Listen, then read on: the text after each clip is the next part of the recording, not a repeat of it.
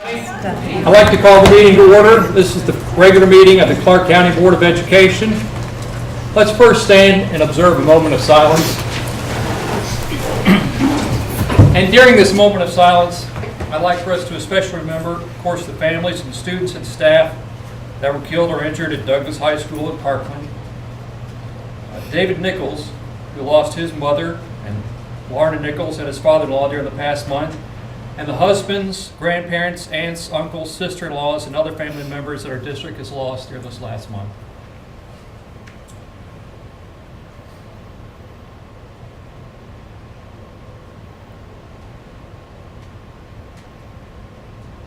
Now we'll do the pledge to the flag.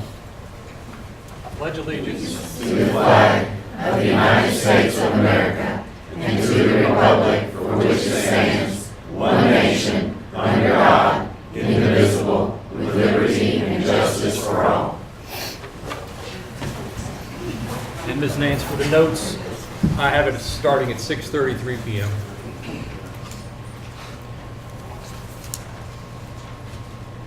All right, the first item on the agenda is the adoption of the agenda.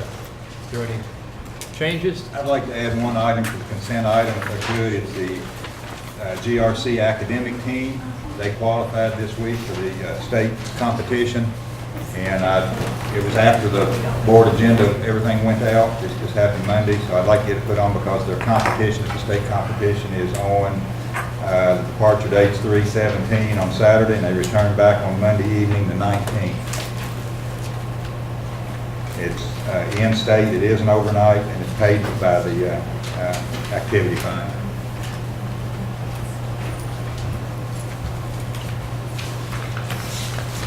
I'd like to recommend that we remove item 13 from the agenda. I think it gives an appearance of a lack of transparency to the public, and would like to see that moved to a work session that we have. There's certainly some items on 13 that might serve as a means for further discussion. Well, I would keep mine at to remove that again. I'm very concerned about the way that this list was developed, and feel like that we did not do our public service by not talking about this as a unit board during the two meetings that we had in October, both the 17th and the 24th, because it looks like this list was made very quickly after those meetings, and therefore could have been discussed in the board, and the board could have gave direction for that. Very disappointed in a memo that I got from school personnel that said that they were directed by the board when they were not directed by the board. And I asked them about that. They told me they were directed by an individual board member. I think that we would be best serve the public if we would move that to a work session and discuss it at that time. Okay. Are there any other suggested changes to the agenda? Well, let's take this in two parts. First, I think it would be reasonable to proceed with a motion to amend the agenda to add the GRC academic team trip to the consent agenda items. I'll move that we add the GRC academic team trip to the consent agenda items. So we're going to maybe possibly approve two agendas?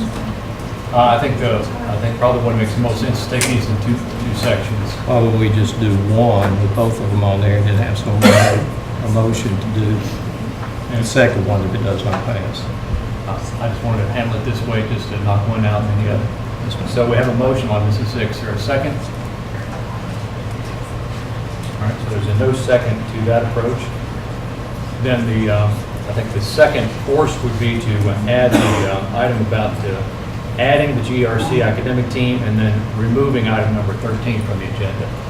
I'll make that motion. All right, so that motion is made by Mr. Paradell, I'll second that. second by Ms. Ritchie. All those, is there any further discussion on that? All those in favor say aye. All those opposed say nay. Nay. So that amendment to the agenda passes on a 3-2 vote. So item number 13 will be removed from this agenda, and a note made that it possibly could be at a future work session.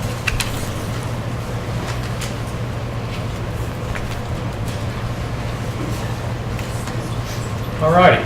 Item number 2, the approval of the minutes. There are- Excuse me, Mr. Chairperson. I'm sorry. What item number will be the added item? Make that 33.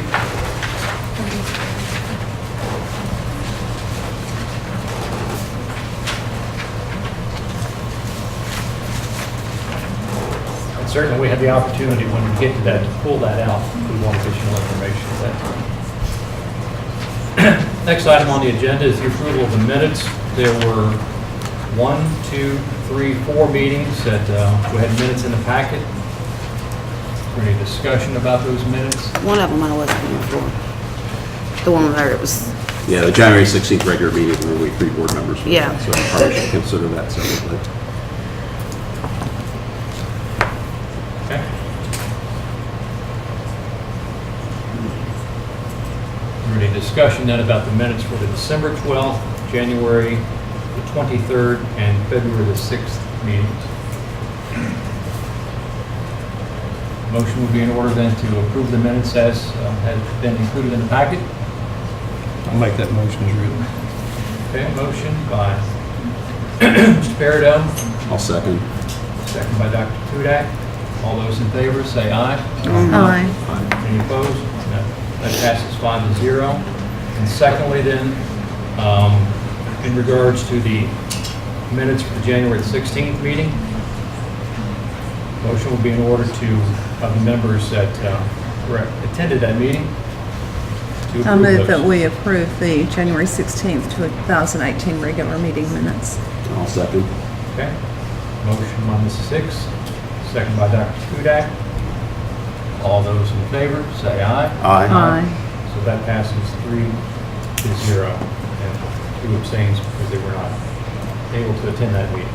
All righty, next item, student and staff recognition. We have a couple of recognitions tonight of a couple of groups of students. First with us, as you see seated in front of us this evening, we have members of the students from GRC and the orchestra. These students were selected for the KMEA All-State Orchestra. They auditioned for the group and were accepted based on their exceptional skills.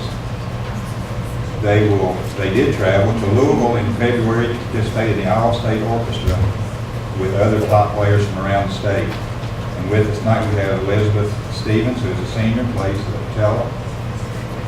We have Serena Hutchins, a junior, who plays the violin. We have Noah Miracle, a sophomore, who plays the viola. And not with us tonight, who was an alternate to this group, was Sienna Lemon, a freshman, who plays the cello.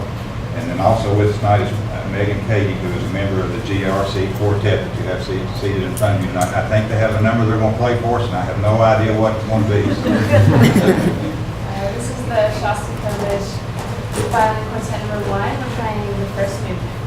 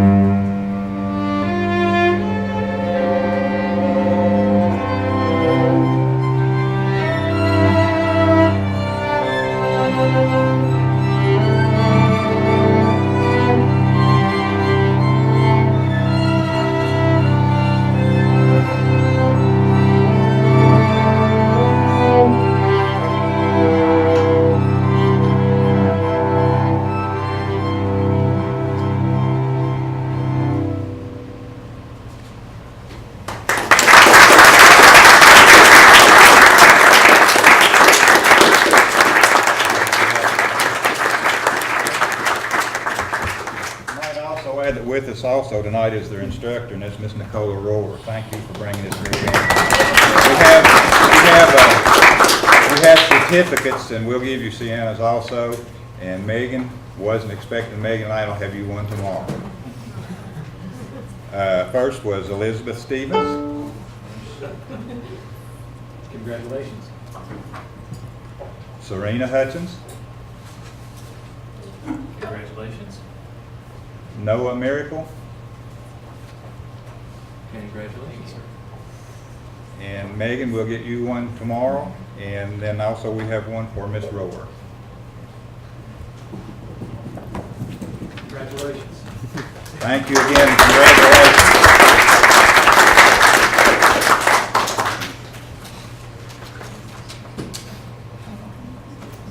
Now, you all are welcome to sit there the rest of the evening. if you want to sit there. Come on, we need a little mood music while Yeah, approving pay applications and stuff. So. We'll give these guys just a minute to kind of get together and give you some room back up front.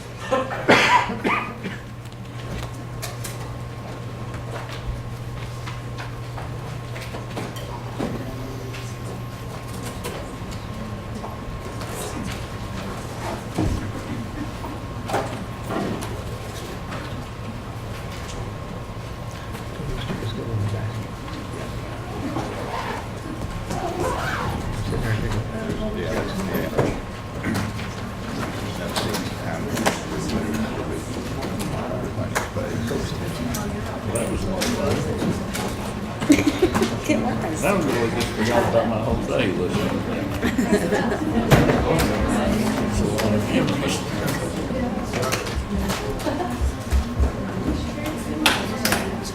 It's in the camera. To get in the camera. Yeah, we give it a shot.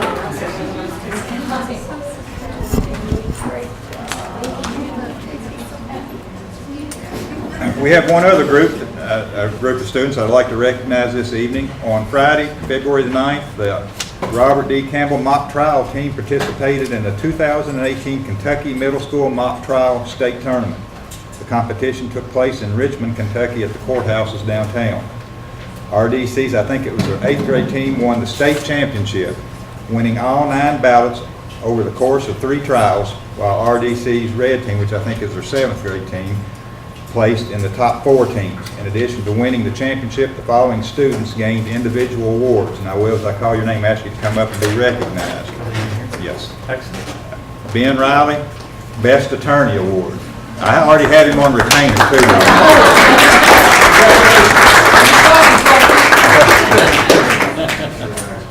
Number 2, please. Claire Martin, also Best Attorney Award.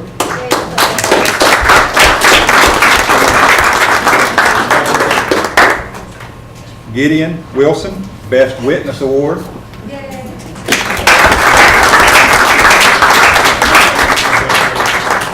And Cooper Kincaid, Best Witness Award.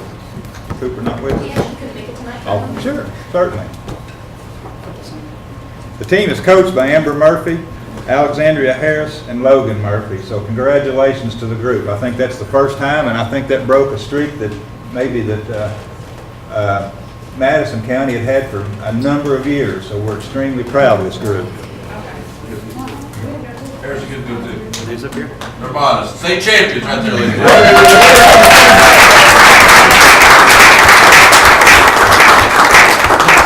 The first one says to the Campbell Junior High School black team. We'd like that one. Sure. There you go. Thank you very much. And the Campbell Junior High School red team. I'll take that one, I guess. There you go. Amber Murphy. That's me. There you are, ma'am. Alexandria Harris. Logan Murphy. I'll take that one. There you go. Well, on behalf of the school board, thank you all very much for being part of our district, and congratulations. Thank you. Thank you.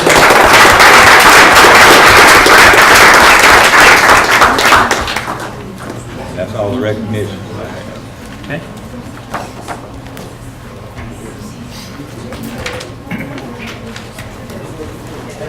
All right, the next item on the agenda is public comments. Are there any public comments?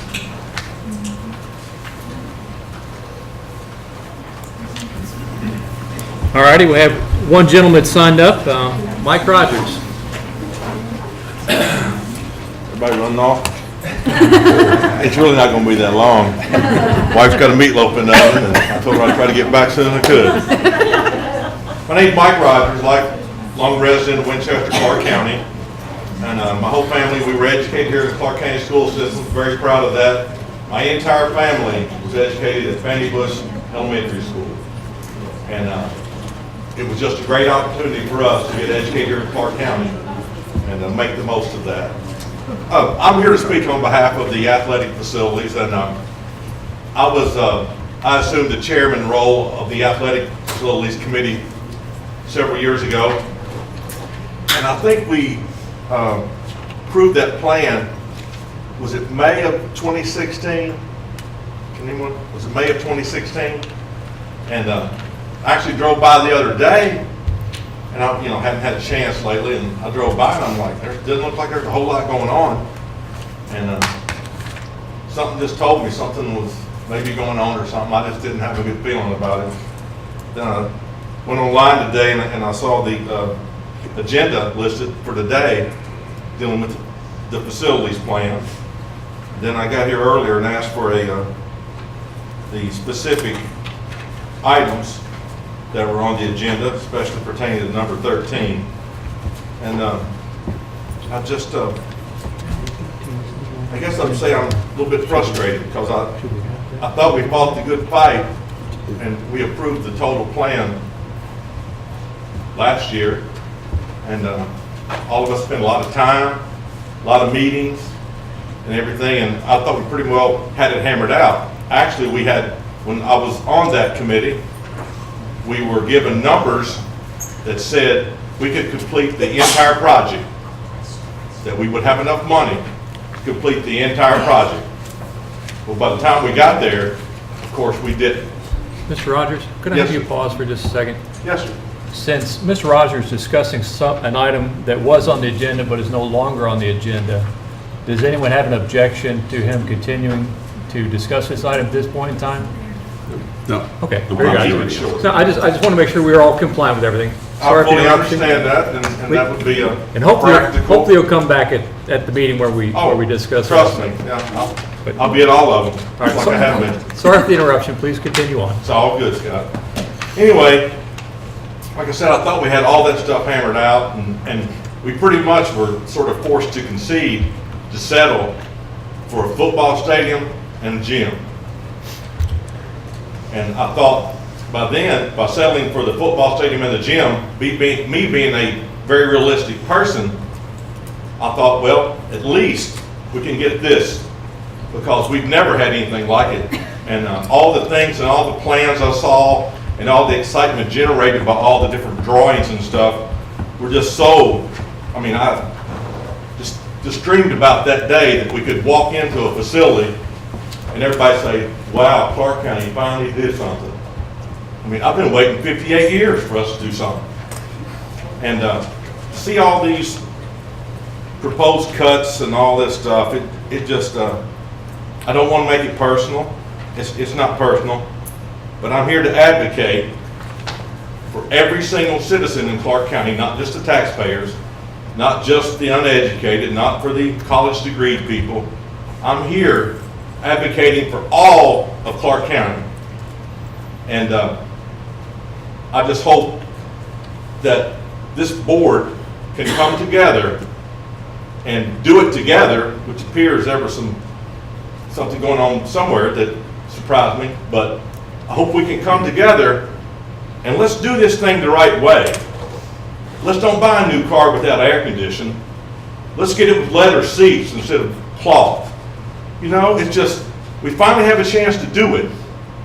We deserve it. Every one of our children deserve it.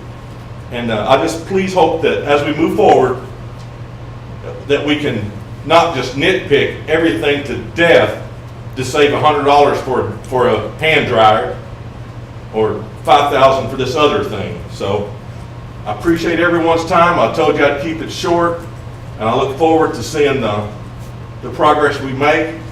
And God bless everyone. Thank you for your time. Thank you, Mr. Rogers. There's no other people that have signed in under public comments, so now we'll move on to the next item, superintendent's report. Got 2 or 3 things here real quick. I had some updates on the athletic complex, but later in the agenda, I'm going to wait and let Mr. Stump address those. He's got a more detailed listing of than what I do. I'd like to mention our migrant program recently held a parent involvement meeting with at the Clark County Library. At the meeting, we helped many families sign up for the Build-A-Bed program. They also involved several elementary students with the weekly Read to Succeed at the First Baptist Church. And Clark County Migrant Program will be featured several times coming up very soon in the state migrant newsletter. They have a lot of things going on there. In our special ed department, the district staff participated in a professional development on the recent changes to the alternative assessment participation guidelines, and that training was provided by the CKEC. That's one of the 2 co-ops that we're involved in. And then with our ELL services, the district just did complete the access assessments for students receiving the ELL services. We had to apply for a 1-day extension. It was to finish up those days that we were out for the illness, so the state gave us an extension, and we completed that when we came back on the Monday following that. And that's all I have right now. All right. Thank you, sir.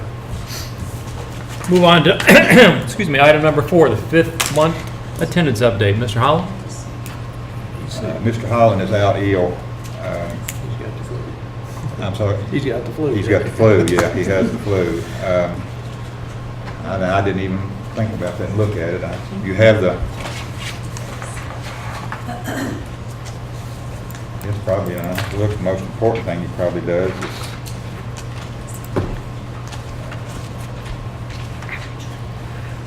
you see on the second page of the document you have there that for this year, our attendance is at 93.6 for the year, and this time last year we were at 94.27. So there is a little bit of a drop. I expect that's going to. Oh, that's really good. Yeah, Very it's good. going to Level of drop. illness We're back up that's to about fantastic. today we were back up to 92.86%, which was back on the What was yesterday's? It was 90, just under 91, but that was a day that I expected it might be a little bit because of it was a makeup day to begin with, and it had been announced that we wouldn't be in at that time. But so we're watching it closely now. It does seem to be coming back up. We're struggling right now at our transportation department. We have about 15 drivers out today. Most all but 1 or 2 with the flu. So. All right, this month for the attendance, the highest attendance goes to Strode Station at 95.04. So congratulations to Strode. And on the teacher attendance, I need better bifocal.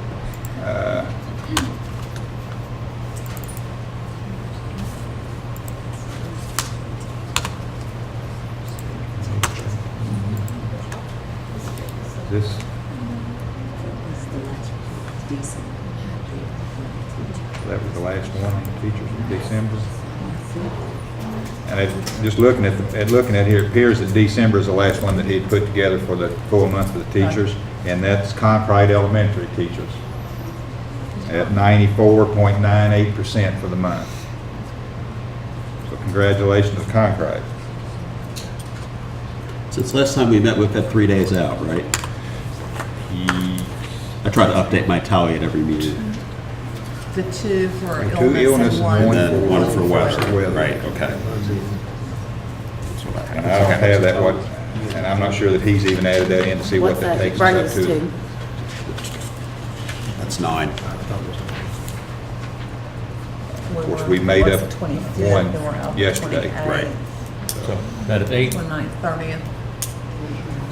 30th, yep. You know it's going to snow one more time. You know it's 80 today, so guaranteed, yep. Now we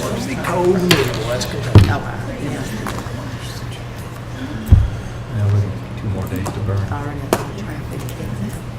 All righty. Any questions on the attendance update? Okay. Move on to item number 5. Consider approval of utilizing the district current school council staffing allocation plan and the 2018-19 projected enrollment to develop and provide SBDM allocations to each school's SBDM council by May 1st. Ms. Ellis. Good evening. I have Miss Becky Moore here with us from OVEC, and she's going to go through a PowerPoint that does a good summary of the allocation document that you all have received for the 18-19 tentative allocation for school councils.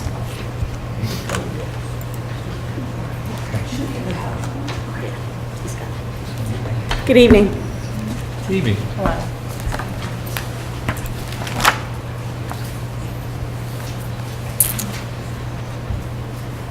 Thank you very much for the opportunity to be here this evening. Do I need to move it? Short. The allocation report is done in the same format it has been in the past. So you're going to see very similar information. There are several requirements. SBDM councils at the schools must have a tentative allocation by March the 1st. The final is due May 1st, so there will be some time to make changes and revisions if need be. That report needs to include several things. Section 4 monies, which is your certified staff. It includes the certified staff at a minimum level and those additional staff members that the board gives to each school. It also includes all the fringes. Then we move on to the Section 5, which is your classified funding and fringes, and that is allocated according to board policy, and that policy is attached to the report. Then you have Section 6 funds, which are your instructional materials, travel, equipment, all of those other needs, and Section 7, which is a funding that the board may give at their discretion. So, having said that, this plan was developed using your staffing formula that it's attached to your report. Adjustments are made during the first weeks of 2018-19 once you actually have students here and you can see the numbers. At that point, you can make adjustments whether you need growth teachers or not. The alternative education and homebound students are not included in the allocation. And the projected Section 6 funding is based on your full-time equivalent ADA at the end of the second month of school, which is when your growth factor is determined by KDE. Then you have Table A, which shows your projected enrollment. Probably the piece that you are most interested in is you are starting to see a decline in enrollment. You were down 86 at the end of the first month from what was projected last year. You went down another 29 students from that time until the 23rd of January. So by the end of the first month in 18-19, you're projected to be down 173 students. I heard somebody go, wow. Yes, it is significant at this point. So on Table B, then it shows you what impact that has on your certified teaching staff. Most of your schools realize at this point that their enrollment was not what it was anticipated.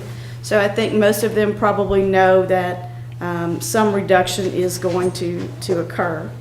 Those numbers are listed there for you. It comes out as a net total of 5 for the district as a whole.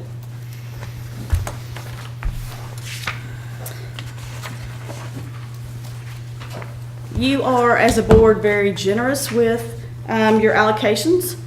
It would take a minimum of 184 regular certified teachers if you went with the state's minimum numbers or maximum numbers on class size.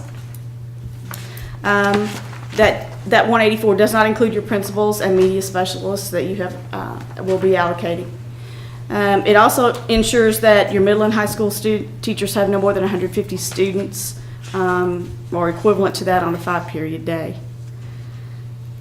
This particular plan, allocation plan, has a total of 238 full-time regular certified positions, excluding the principals and the media specialist.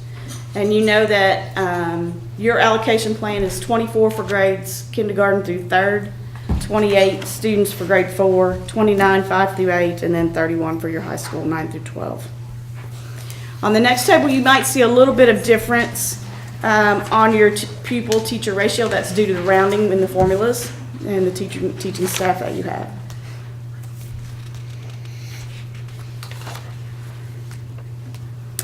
Table C doesn't include all the teachers at the school. You're going to have teachers that are paid out of federal funds and grants like Title I, Title II, special needs.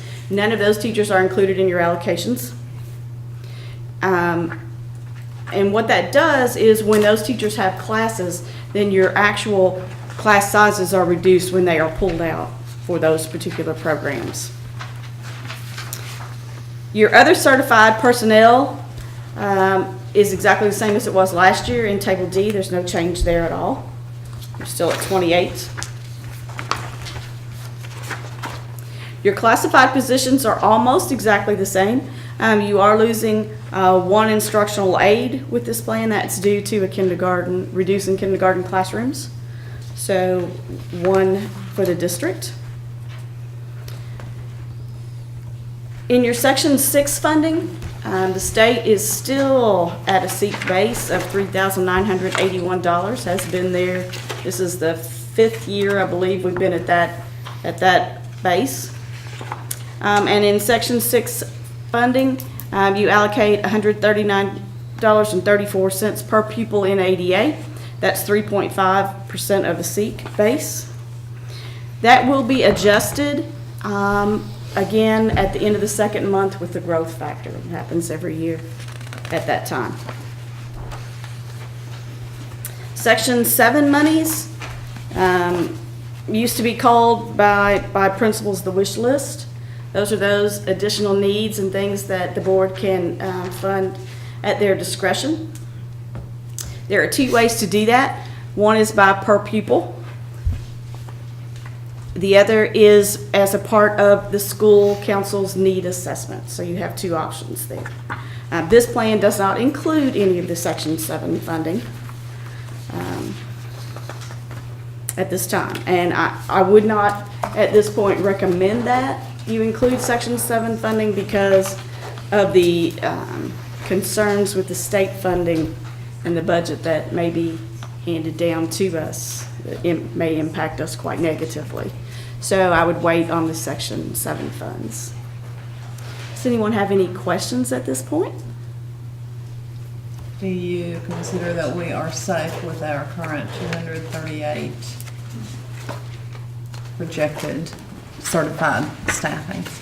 I'm sorry, could you say that again? I didn't hear the Or do you believe that based on our budget, et cetera, that we are safe with our 238 rather than the minimum? Yes. Or anywhere in between? Yes, you really are quite stable. You have a nice contingency. Now, I would not recommend creating lots of new positions and doing lots of new things throughout, next year when you start, because those will be recurring expenses. But right now, you are fine at where you are.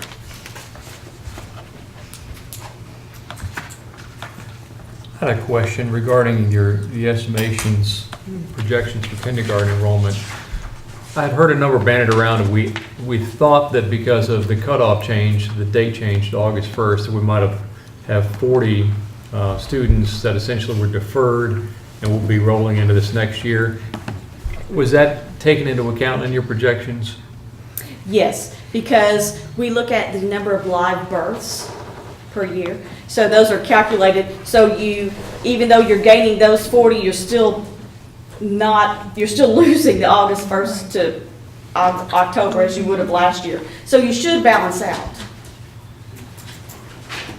Explain that again, please.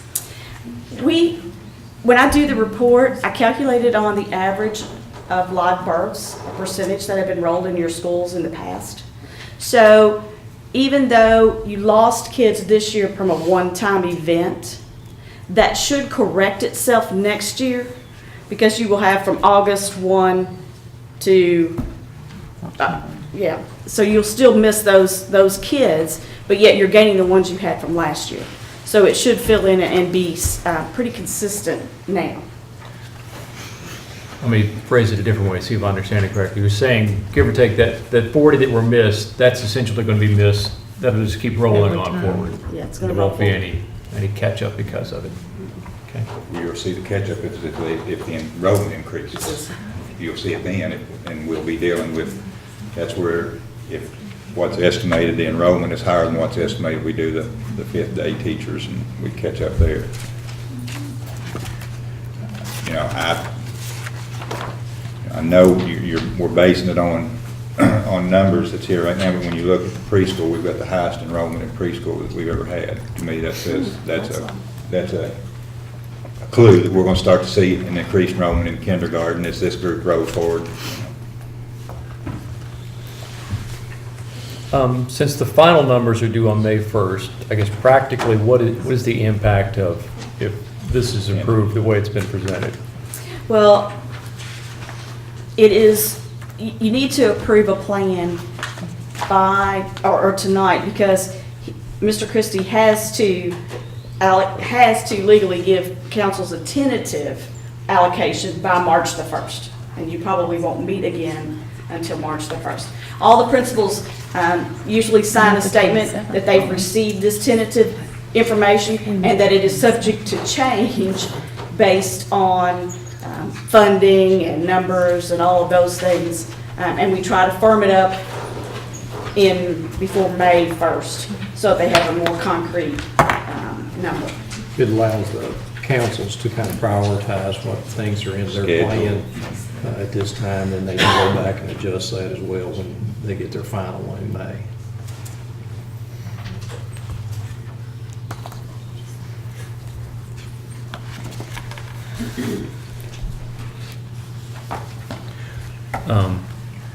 Have you, no doubt you all have had a chance as administration to take a look at these projections. Do you object to anything at this point in time, or do you feel that, do you support the projections based upon the information that's available at this I point? support what's been given to us at this point based on the information we have. On a more personal, I don't think we'll be down 173. I think when school starts, but that fifth day, we'll be adding growth teachers. But, you know, the AD is based on, I hope so. it's based on numbers, so I'm not going to argue that right now. Can always add Yeah. teachers, can't take them away when school starts, so. And of course, if we grow in one particular area, we always have the option, instead of just adding growth teachers, if there's another area that's dropped, then we can pull teachers from there and we can move teachers around. That's what we do that first 5 days. And this document reflects my observations. I mean, seeing less births in the county population is about the same and it's aging. Right. So we're just having less school age kids in the You're county. seeing only about 2% growth overall, and that is in your 65-plus population. Yep. Not your 5 to 19. While studying the packet, one of the questions I had with Mrs. Ellis is to sort of estimate when the overall broad brush impact might be on our budget. And just from a 50,000-foot standpoint, you know, if you use the typical number, the typical SEEK number, without getting into more calculations of tier 1 and things like that, if you take that number, that is a loss in revenue of about $434,000 SEEK revenue.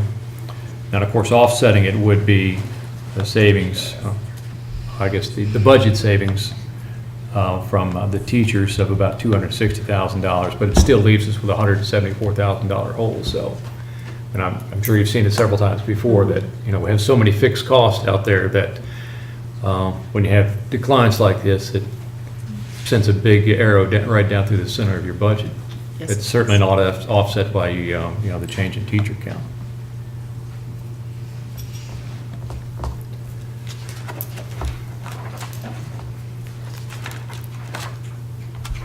I'll have further questions, discussions? I'd say at this point in time that a motion would be in order then to approve the document that was in the packet. I think the the official document is your all's, let's see how many pages it is. It's 27 pages, and within that has specific pages for the information that would go to each one of the schools and the principals.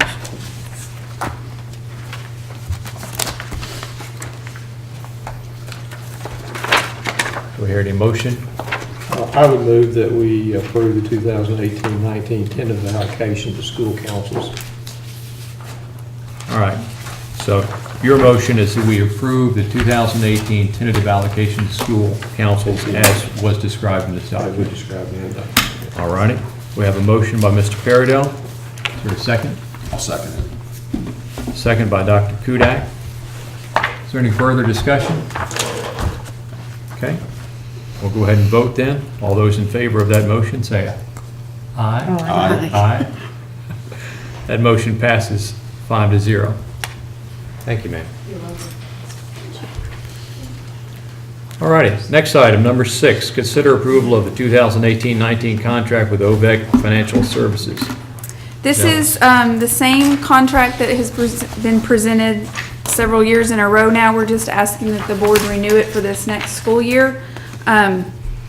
Typically, it's on the January board meeting to be notified OVEC in February, but due to the circumstances that have occurred this last month, it's being presented tonight. It is still the recommendation of the district that we do the full contract, even with the loss of Dr. Bob, who helped us greatly, and we will move forward with the new consultant, whoever that may be, when OVEC appoints them for us. So Will we receive applications, qualifications, or do we just get who OVEC sends? We can get you qualifications, or I can tell you basically what those are. You probably, you will not get a list of candidates or anything like that, because this is a consulting group, and so basically it will be whoever OVEC employs. Now, I can say that Dr. Bob, there's no comparison. He was he's a unique individual.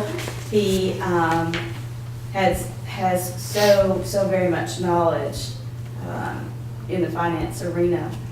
We will be looking for someone who has that school finance background, who has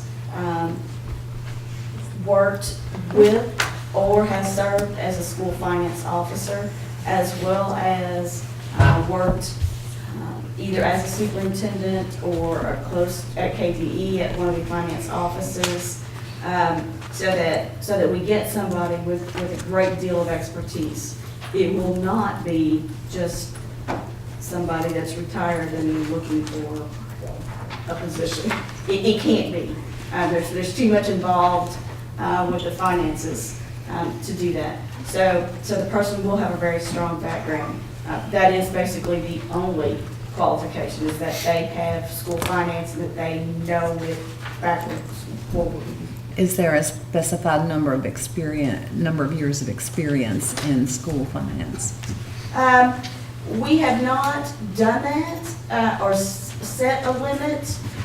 This person, because of the way this is set up, we are all retirees. So it will be somebody that has at a minimum 27 years school experience. Probably not all of that may be in finance. It could be if we can find a retired, someone that retired from the finance officer's role as well as superintendency, but there aren't a large number of those folks out there. But we are looking for someone with at least, like myself, at least we're looking at 10 to 20 years experience in finance. So. May I say this, just to be sure, I don't think that you're required to sign the agreement as is. If you want to, set out some credentials that you'd require to make sure that whoever's advising you from that podium is someone that you're familiar with their credentials, you know what their experience level is, you have some way of rating the advice that you're getting. So, for instance, we could ask for a curriculum vitae for Dr. Bob or someone who's calling, and then set that out in our contract as a requirement for whoever fills that position, and tells us what we can expect with, very large budget, very complex financial picture year after year. I think it'd be wise to do that. I agree. Ms. Ellis, there's a couple items on here that, there's a listing under services of A through N. Jumping off, right off the bat, C and E refer to dates that have already passed. Mm-hmm. Did OVAC provide that information to us? Yes, sir, they did. So that's already been done? Mm-hmm. So this contract will be for next fiscal year. We are currently under contract with them for the current fiscal year and paying them a monthly fee, and they are providing these items by these dates for us. Correct me if I'm wrong, Becky, but this is our intent, that we intend to go with them and keep a full contract with them next year. And they have several districts that they work with that they're waiting on these intents back from all of those districts to decide, do they have the need to hire a financial consultant? Right. If we don't have contracts and clients, there's no real need to go through that hiring process, because there's no funds with which to hire someone. Because OVAC doesn't,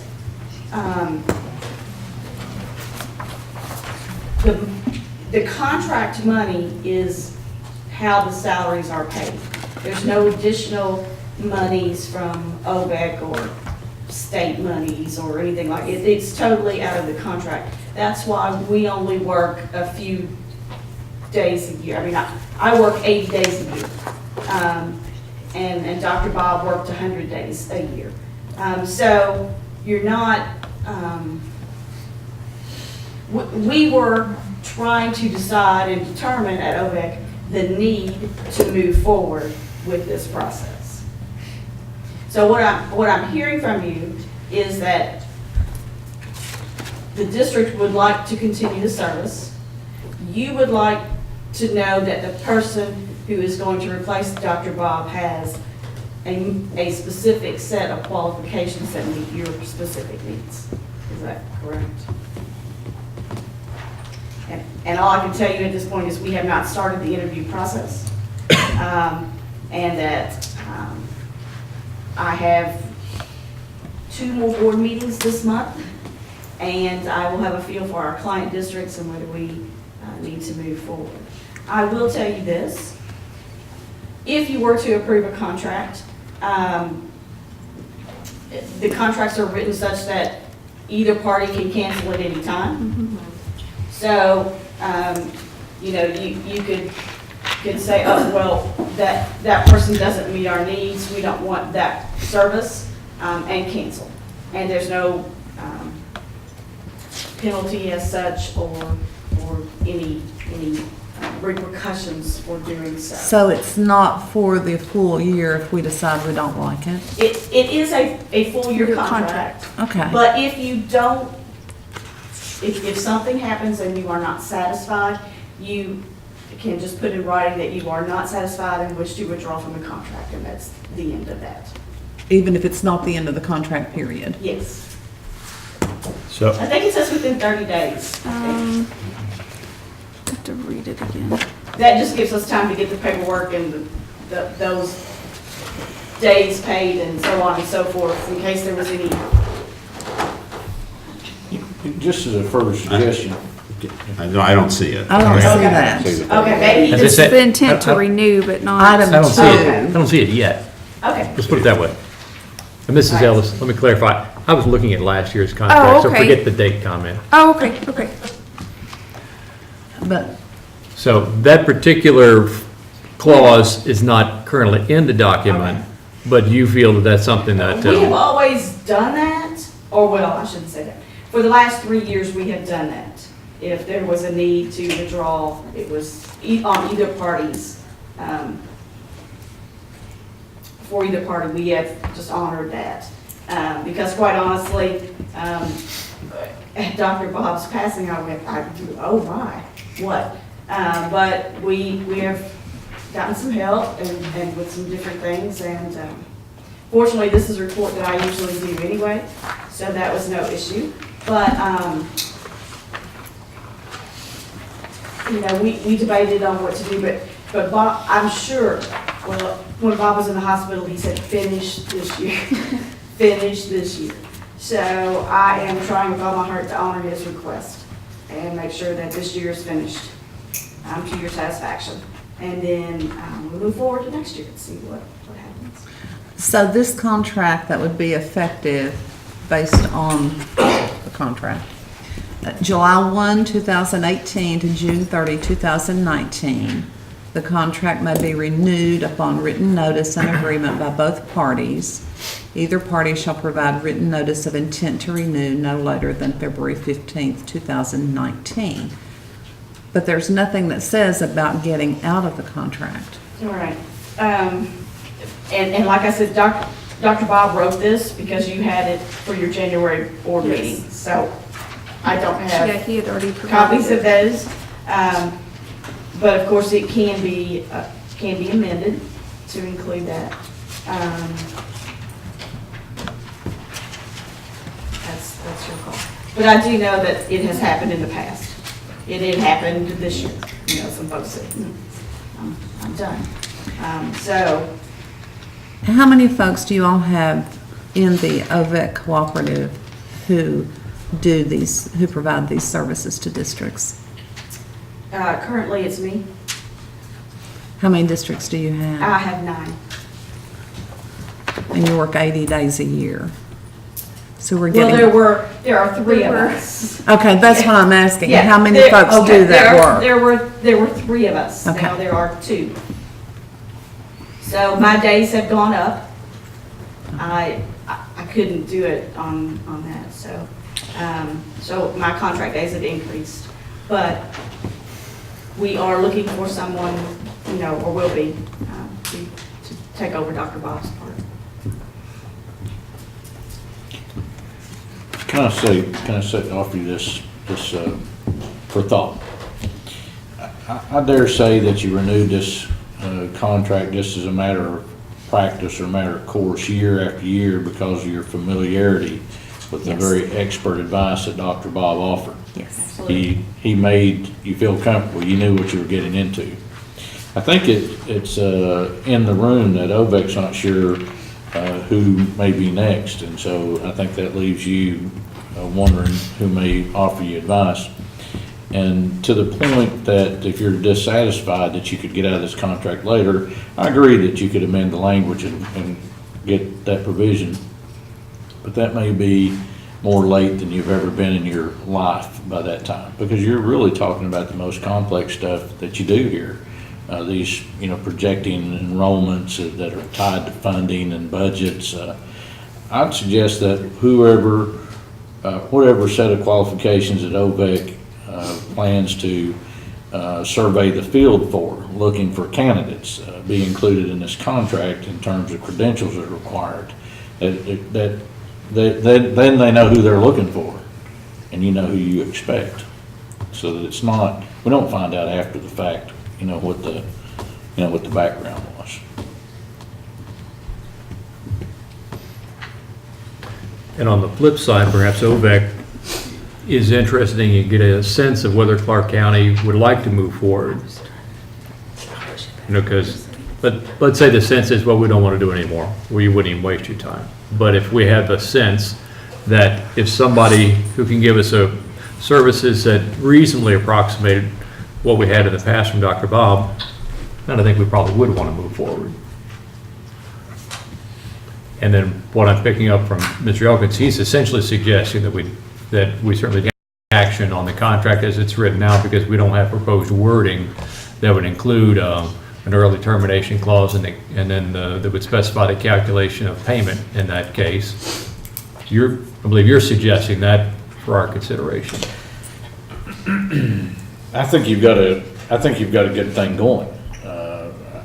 I think, from what I've seen, in my short tenure here, 14 months or something, Novak's done a great job. It looks like they'll do it in the future. But I don't think you have to jump to any conclusions tonight. There's room to make some amendments and everybody still feels safe, like you'll have your expert this coming year, Novak will have your contract. I think there's room to leave those impressions tonight without signing anything. Does OVAC need any action from us, whether it be an indication through some sort of limited motion before you would move forward, or can you go ahead and move? Do you think OVAC could move forward on trying to identify a consultant that might be appropriate for our account? I can't speak for Dr. Mooneyhan and OVAC. My personal thought is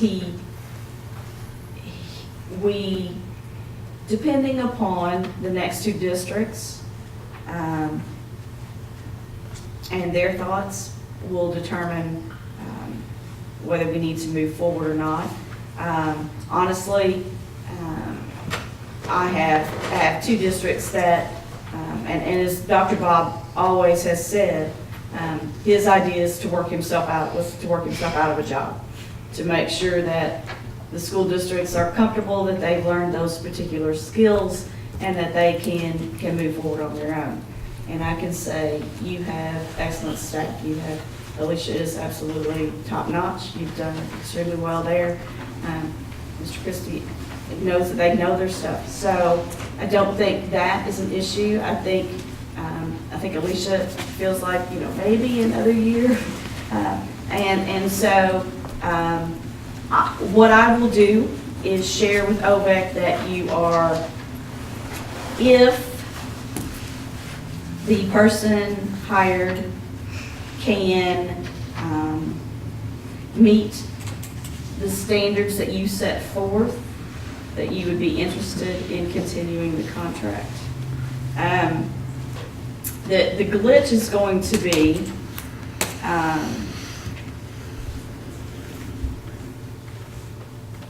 that more than likely the person in that spot will be a retired educator, because when you only work 80 to 100 days a year, that's not going to be a full-time young person. It's just, they can't support their family and do the things they need to do. So, having said that, if it is someone who has already retired, they could start immediately. If it is someone who retires effective, let's say, June 30th, they wouldn't be on board till October 1. So it's going to be a little muddy for a while, because quite honestly, if it's a new retiree, OVAC won't be able to give you a name even until October 1. So that's sort of where we are at that point. Mr. Christie, your recommendation? My recommendation would be go with OVAC again for an additional year. I'm confident that they're going to have somebody, they've got people already on board that can help us do what we do with the confidence level. I think that Alicia and I have been doing this. With the ones already on staff, anybody else would just be an addition. I think one more year and we're getting close to that, where we can start to back off some of these services that you've listed in there. Those services, A through N, are things that you all chose to have them do for you. Those could be reviewed. There may or may not be the ones that you want now. I'm fine with all of those. I think we use every one of them. It's more OVAC and Dr. Bob and Becky. They're more than just doing these things and coming and doing this report. They're there for when we have questions. That's one thing that I want to say is that Pick up the phone any day of the week. While we enjoy the way the presenter has came in and give it to us, it's an essential part. The documents that come are essential parts for you and Alicia, I'm sure, too, when you get down to nitty gritties. of the budgets and things. And I'm sure regardless who we got, the data's still gonna come in. And it's just a matter of the personality, I'm assuming by the discussion I've heard tonight of what we get there, but I think, I don't know, I think we would be wrong if we got something that our finance person and our superintendent wanted and we went against it, but that's just my opinion, so. What's your feeling, Alicia? I'm going to put you on the spot. I'm going to be honest, the enrollment and demographic piece, that's going to be something that I will never be able to produce for you all. There's so much data and time. That's Becky. I mean, that's what she does for OVEC. And so that is a piece that has got so much data in it that the contract alone for that piece, I think, is worth it. Because it gives us so much. It goes beyond what we can do here. Yes. This, you're talking not only district, but you're talking state and data and everything else that goes into that piece. And now that I'm hitting second rounds on all of the other items, I'm getting more comfortable with those. I mean, you saw the draft budget presentation that was put together here at the district level versus what Dr. Bob normally presents. So that will be going forward budget presentation will be probably in that manner versus the narrative that you all are used to seeing that Dr. Bob always put together. But tax rates, I mean, that's a big topic. I mean, the biggest things they do are the enrollment demographics. You've got 4 pieces. The tax hearing, predicting those, showing us in January what possible tax rates could be before KDE gives us our reports. All the 3 different budgets, and then the staffing allocation. I mean, those are the big components that we work with OVEC on. And they provide information on all of that, so.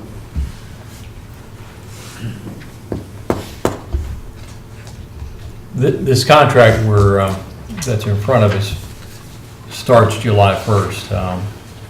From my perspective, I'm inclined that we would, if we could get the similar capability, we would want to renew for another year.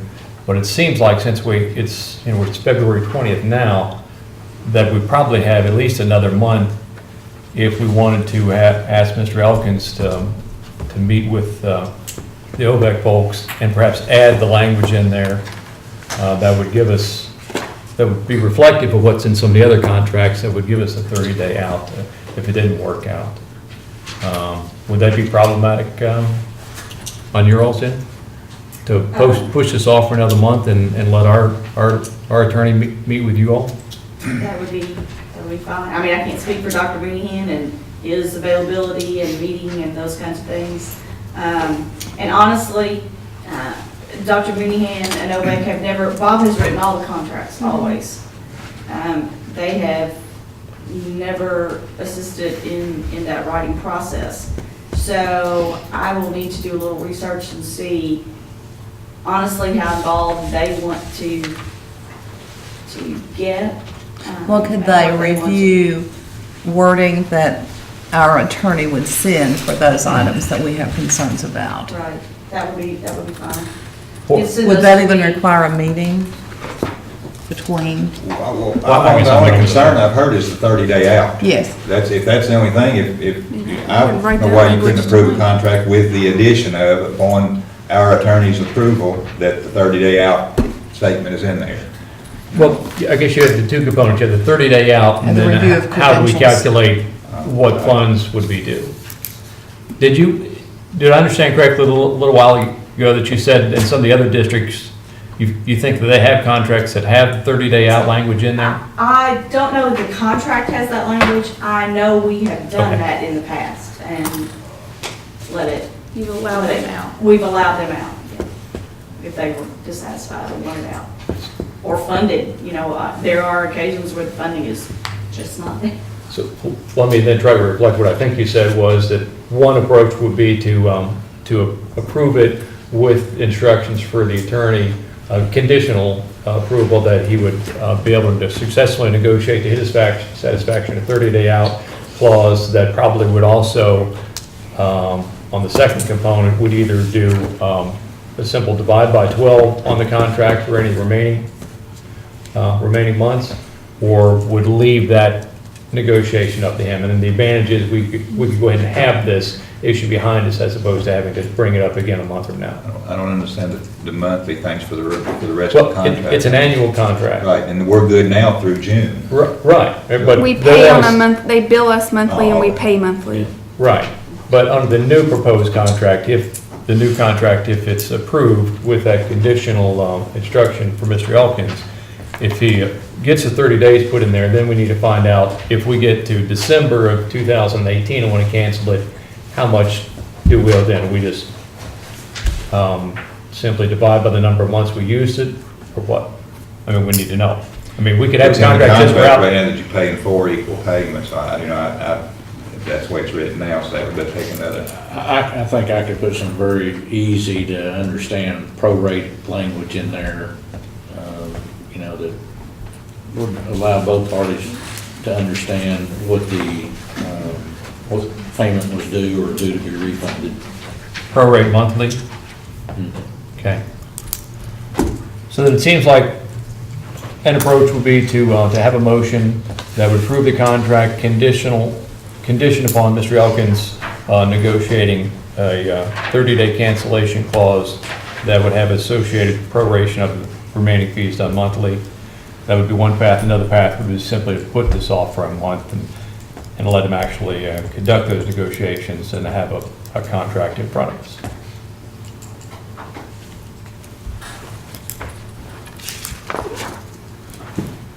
That's just my perspective on two paths we could go.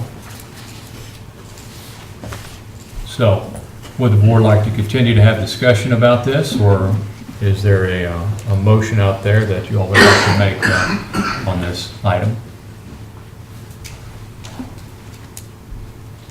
Well, I would move that we approve the 2018-2019 contract with OVAC with language coming from our attorney that stipulates a termination clause and a monthly fee schedule. Is that what we're saying? Or-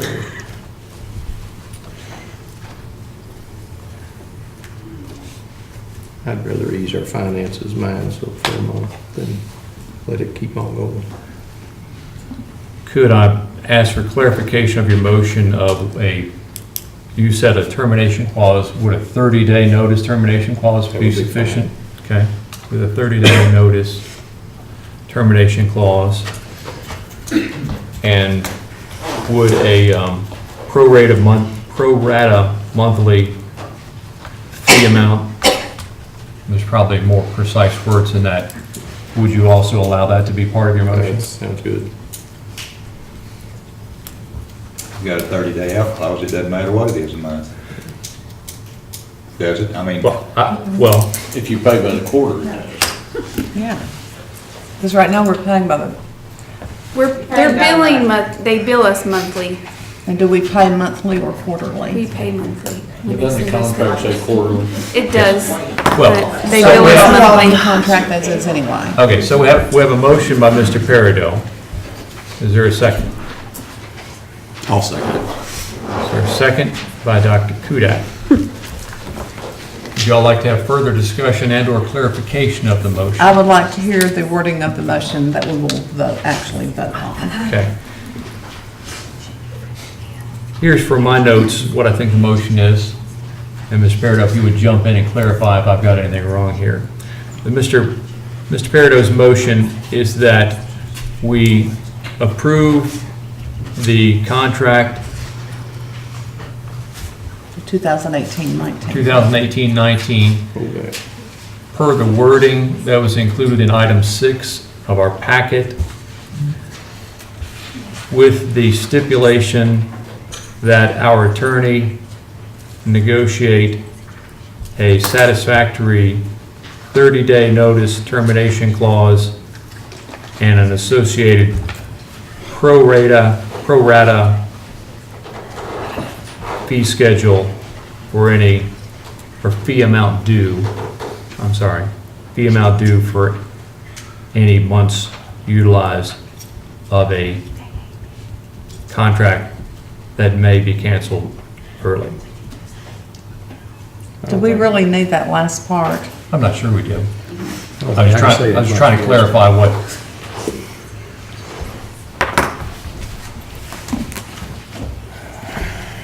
do you have, Mrs. Nance? What I Somebody had. tell me what I said.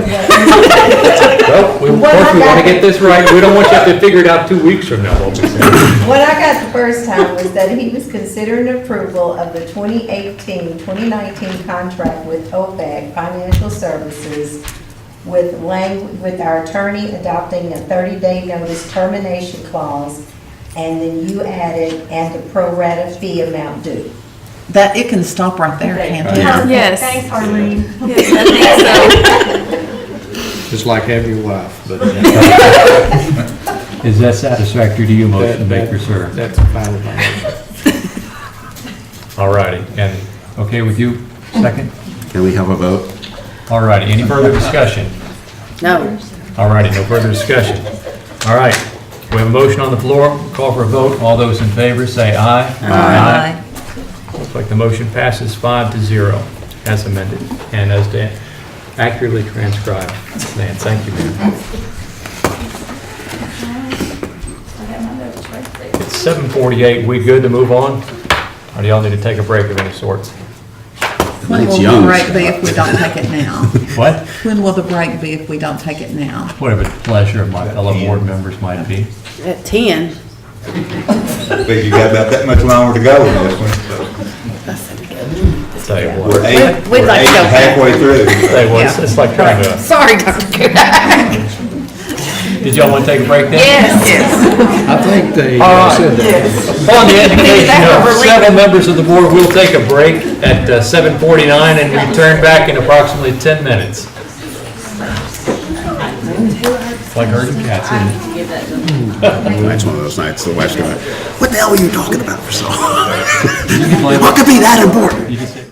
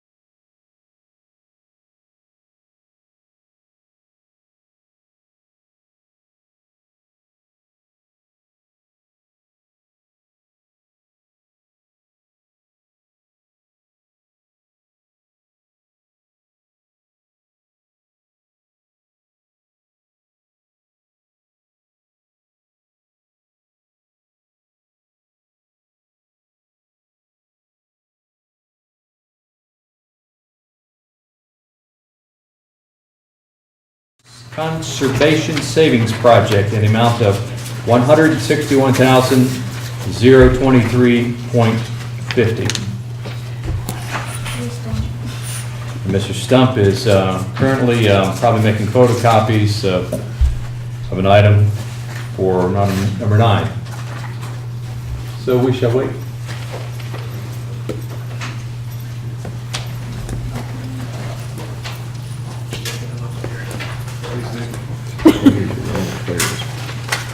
I think he's making photocopies. You got the brain with you. Yeah. Ladies making those electronic photocopies, so flick them to us.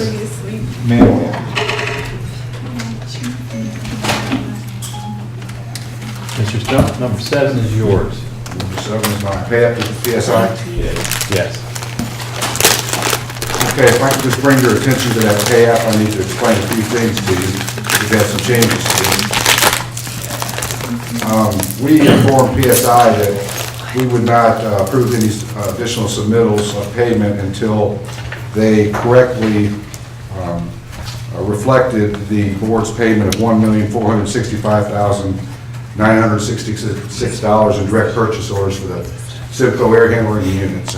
In previous pay applications, that wasn't accurately noted in the total amount of the contract. So what we ended up doing was reducing the contract amount by that amount by doing the contract addendum that we submitted to KDE. It's on their web for approval. And you can see that noted in the first section of the pay app with that amount in parentheses. So the total contract amount was reduced because we didn't pay that money directly to PSI. You purchased that equipment with a direct purchase order directly from that construction fund, not to PSI. So that resulted in a reduction in their contractual amount and the need to revise the BG1 and we're going to bring that back to you next month for consideration for revision. What we will do with that is actually reduce that amount from their contract and add that to another line item under equipment under the left side of that BG1. If I could get clarification, but so the only change is that just that 1,465,966, it doesn't affect the rest of their contract. So they had various percentages built into their contract, but that's all essentially going to remain the same. That's correct. And when Ross Sinclair drafted the BG1, it didn't reflect the board's intent to directly purchase that equipment. It was listed in the contractual amount with PSI. And since they didn't purchase the equipment, the board did, then it was inaccurately reflected in that contractual amount. So when we reduce that amount, then all the other contingencies will remain the same, and we'll put that amount down on the equipment line item of the BG1 on that left side. So did we approve the contract with the inaccuracy in it? We approved the contract for the amount that reflected what the board paid for in the direct purchase order, which was inaccurate. So when they reduced that amount, we did that through an addendum that we sent to KDE for approval. That actually amends the contract to reflect that amount of money reduced in the overall contract cost. But at the end of the day, if you take those two components then, add those two together, they still come back to the same 7899872 number. The original contract number, or are we at a... That's exactly correct. The BG1 will reflect the same amount of money that matches the right side of your BG1. The only thing we'll be doing is removing that amount from the total contracted amount, and actually the contracted amount as reflected on the BG1 was about $4,900 less than what their contract amount was on the BG1. So we moved that 1.4 million plus in addition to that 49 to the equipment line item. So I'm answering your question, I think, but with the exception of that $4,900, the answer to your question is yes. The bonds were sold for 7.9, whatever the extra change on the BG1 in front of me.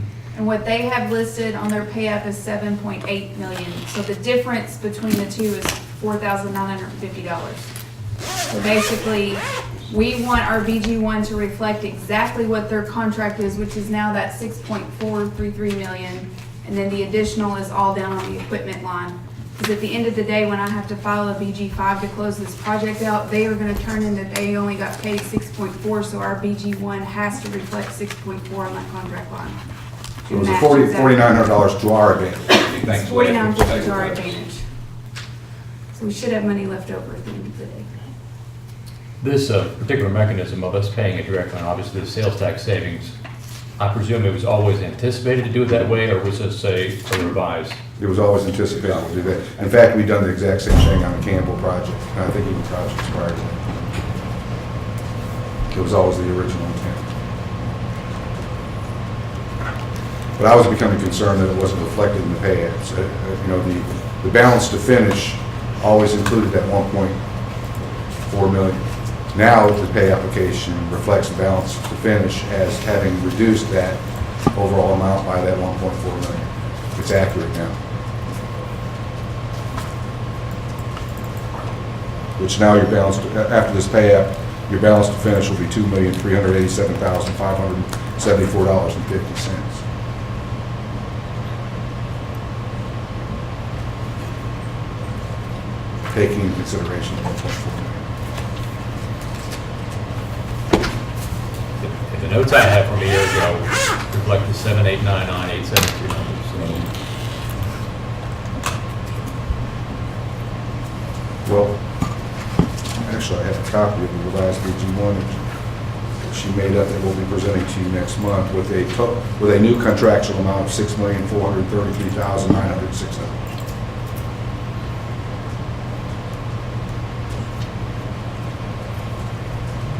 Construction costs. line item.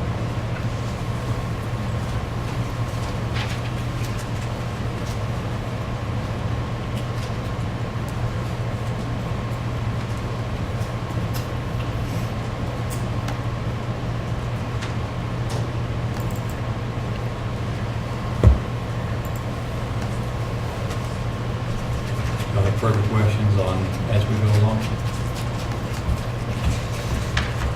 Okay. So what we're being asked to approve tonight is this $161,023. That's correct. 50 cents. That's correct. Next month, we'll come back to you and request your approval of a revised BG1 to reflect the amended contract and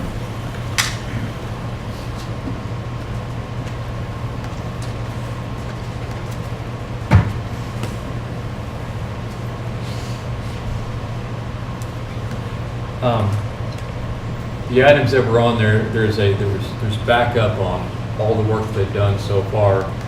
The question I had is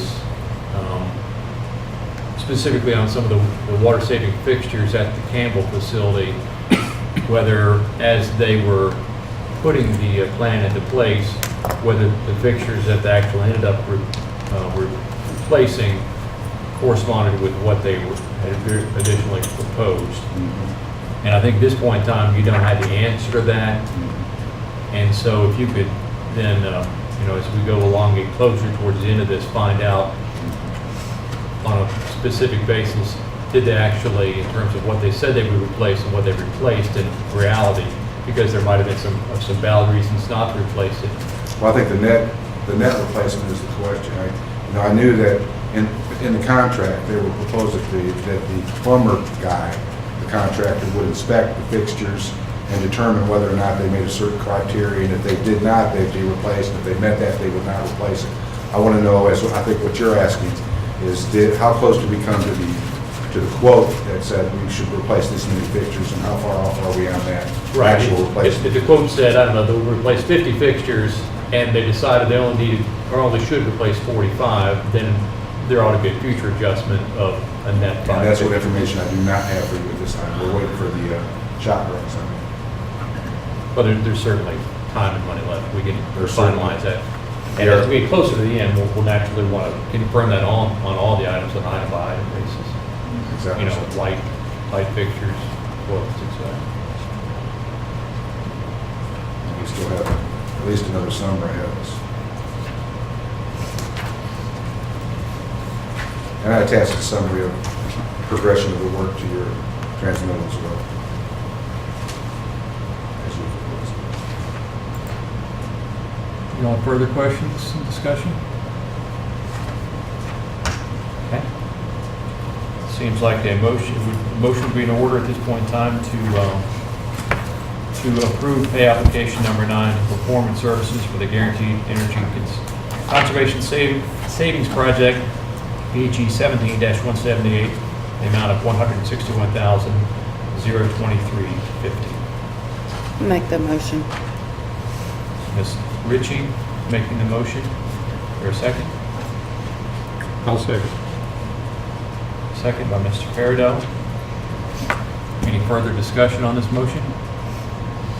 Okay. All those in favor say aye. Aye. Any opposed? That motion passes 5-0. Thank you, Mr. Stump. Moving on to item number 8. Consider approval of the proposed contract renewal agreement between the Clark County GIS Consortium and the Clark County Board of Education for geotechnical services and the right to access a countywide geographic information system. Okay, we are currently under contract with the consortium for services that are described in your transmittal for the same amount that they're asking for the renewal. Our current contract extends through June 30th, and they've asked that we place this on the board a little bit early, a few months early, in the event that the board wanted to request any additional solicitation of information or any questions that the board may have that they would need to follow up with research or data. So they would like to go in front of their board the next month or two to convey the status of what your decision would be on the request. But the contract is the same contract that's being presented, that has been presented over the past several years, and this would be the second year that the board is considering the $32,000 figure, the annual figure, as the contingency of the contract. 2 years ago, it was $12,500, as I recall. Are these geotechnical services or geographic services? I think it's probably geographical services. Geotech, we don't get geotech from them. We do not we? get geotech. No? Geographic Okay. services. Thank you. I still, despite the several emails I sent, I'm still not understanding the 4-H items, which specific GIS services were used for 4-H speeches. We pay them $32,000, I think that's what it is, for the use of their system, their geographical system. We use it for our bus routing, we use it for our home building, and we have numbers. Yeah, I get That's that. all we do. We pay them for that. He just listed those things. That's what they take the money and do. That's some of the services they provide the community with the money that we get. We don't pay that. We just pay them a fee to use their services. Now, and those other things, the 4-H and stuff that he mentioned, that's their services that they do. That's what they use our money for, some of it, in addition, I can't imagine what kind of GIS services you would use for 4-H speeches. I judge those things. It's not GIS. That's just something that they do for the community, and I don't know what those services are, but we pay them for use of their data system, for our bus routing, and for our, of course, we use it tremendously when we redistricted and those kinds of things. And they come to our classes, and they do some things in some of our geography classes, provide maps to our schools. There's a lot of things that they do. We don't have anything to do with 4-H. That's just what they use their money for. And They've been doing 4-H services, whatever they've been doing for the last 12 years. Yeah, So I didn't recall that they had ever broken it out like this. They probably didn't, because we asked them this time for more information than we've Yes. ever asked for before. Yes. And he's given us everything that they do. So that's. So all of these amounts are within, this is really what we bought for our 32,000 or the whatever. 4-H We really, conservation contest that they do. okay, so we really got Yeah, $39,000 Right, worth and we're allowed of up to benefit. 50 before any additional costs would even be considered. So there's still a lot we could do even beyond what we did last year, requested last year, that would still fall under the contingencies of this proposed contract. I think, okay. So they needed maps to get to camp, I guess. If you would like, I would research that for you and Okay. respond back to you, Yeah. because I really don't know what those 4-H services are for you. I mean, some things would make sense, but speeches? Yeah, I don't know. I just know they've been doing whatever they've been doing for 12 years. And it's really not a part of this contract. They're just throwing it on there to let us know that they contribute that service to us, irregardless, I think, of the contract here that's being proposed.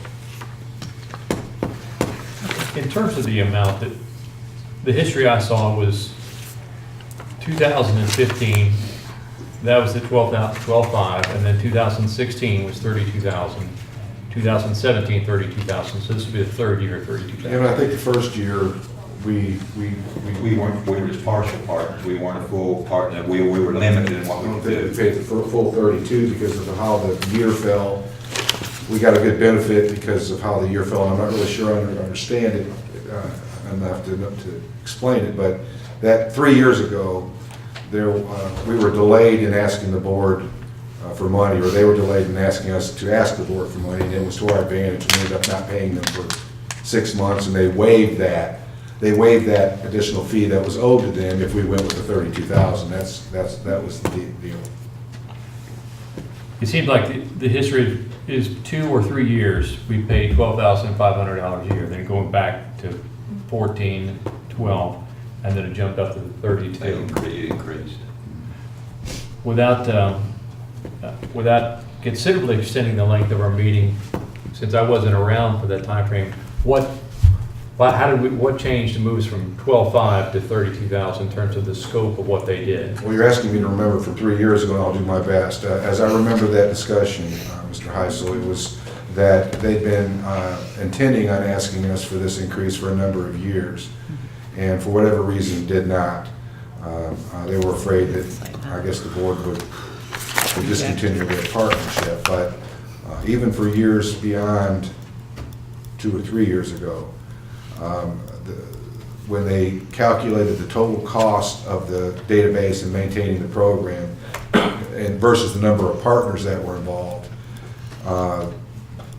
they were really short on meeting that overall total cost of maintaining the program. So they came to the board several years after they figured that they should, and calculated that was the amount based on our usage and our partnership and the number of partners that they felt that we should contribute in order to maintain that countywide system.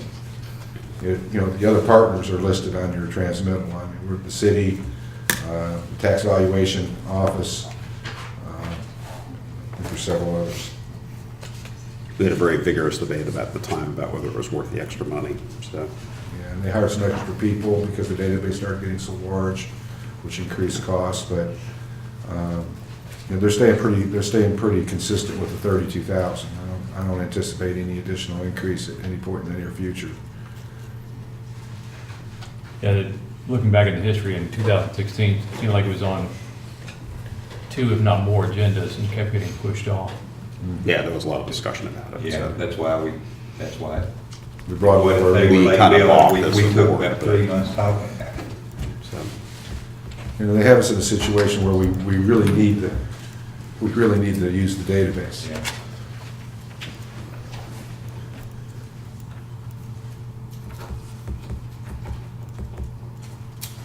I think Mr. Christie will say that this is an essential part of what the schools do.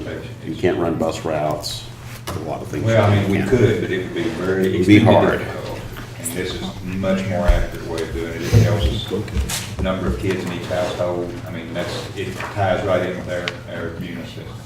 For fear of using the R word, but if the board ever considered redistricting at any point, you would have to have this database to access.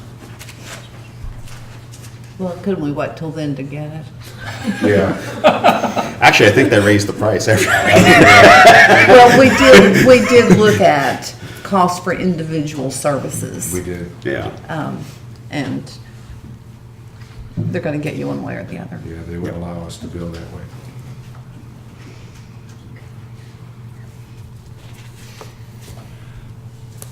Further questions from the board?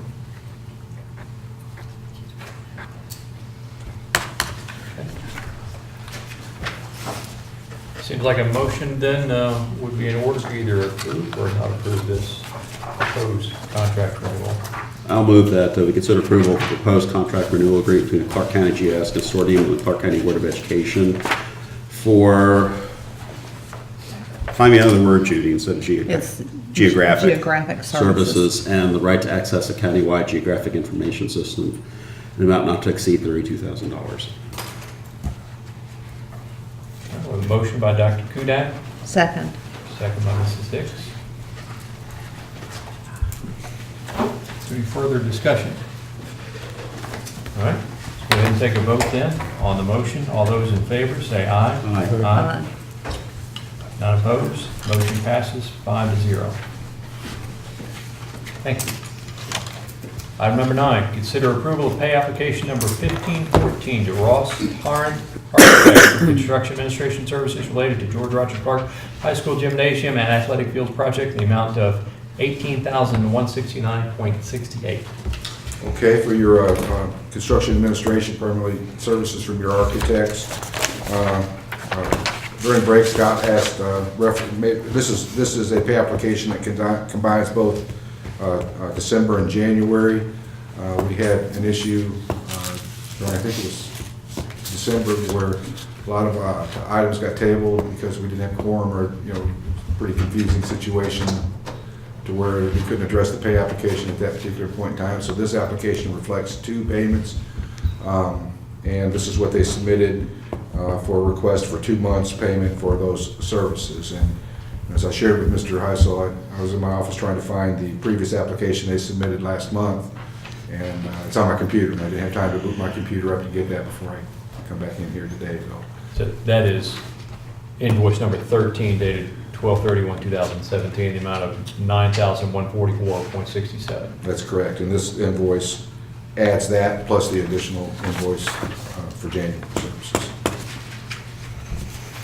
But I'd also like to bring to your attention one other point, considering the discussion that occurred at the beginning of tonight's board meeting, that I feel is necessary to bring to your attention. If you'll notice on the pay application, the very first item of the estimated construction cost of $20,810,096, that is $500,000 less than the actual BG1 total construction cost. Several months ago, that figure was $1 million less. And that figure was reduced by the architect based on the request to consider some potential cut in project or rescoping of project based on the VE list. So the architect committed to the board, I want to say several months ago, Ryan, you might help me to remember, that they were willing to adjust their fees if the project was reduced in scope in any capacity. So in previous applications, he reduced it by $1 million. When the VE list was shortened considerably, he reduced it another $500,000. Currently, that figure remains less $500,000 than what's on your BG1 for the construction cost.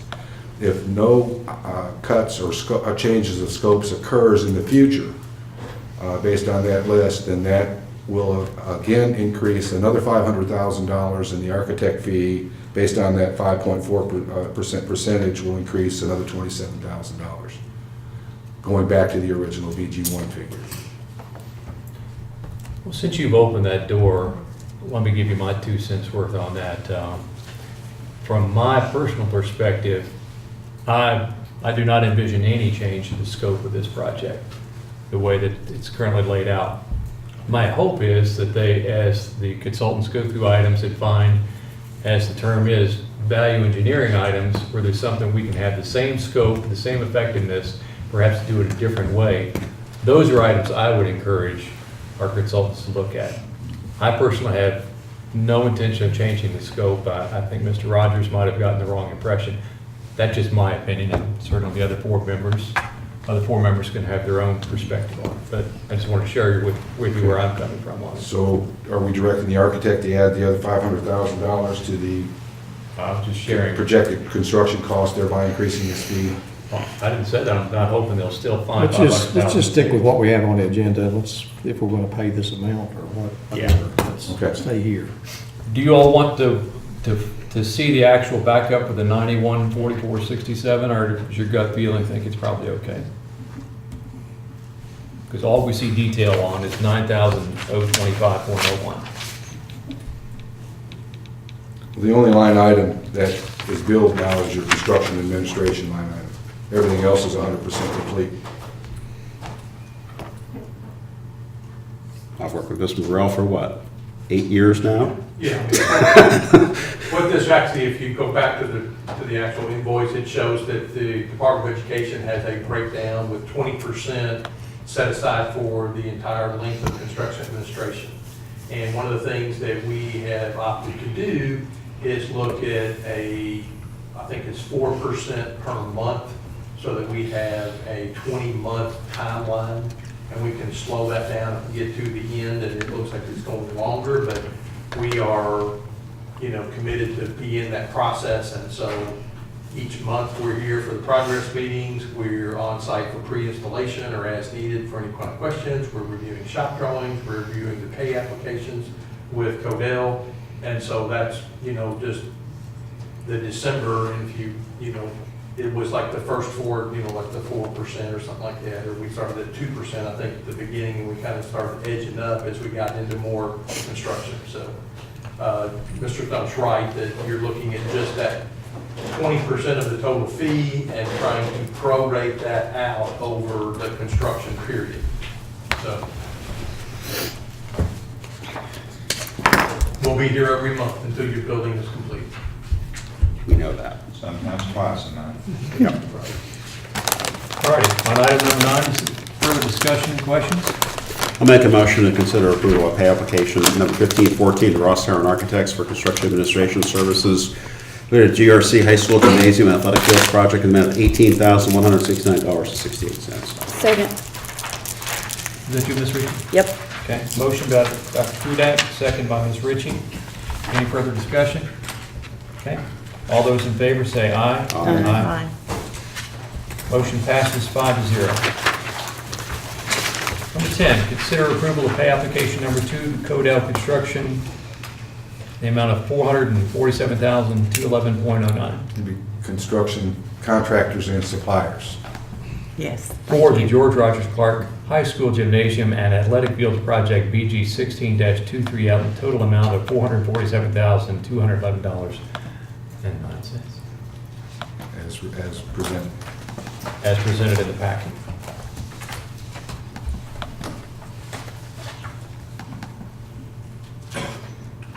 The only question I had about that was very minor on the glass contractor. I think they were billing us for 40% of their administration costs. It seemed like the only thing they did was pay for the bond. That seemed reasonable to you all? They have a simple line item on their SOB, schedule values for the bond. They do have some upfront administration. That contractor in particular likes to charge a fee for setting up their purchase orders. Before they do shop drawings. So the 40% pass your smell test.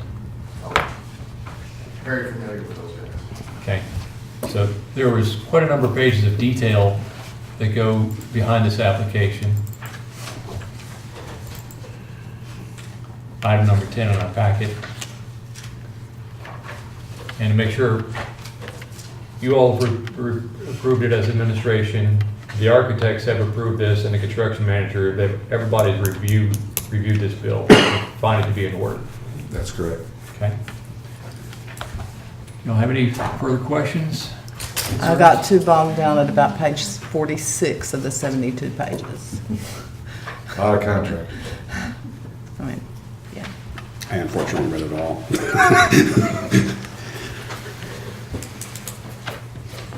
All right, if there's no further discussion or questions, I think a motion would be in order to approve this item.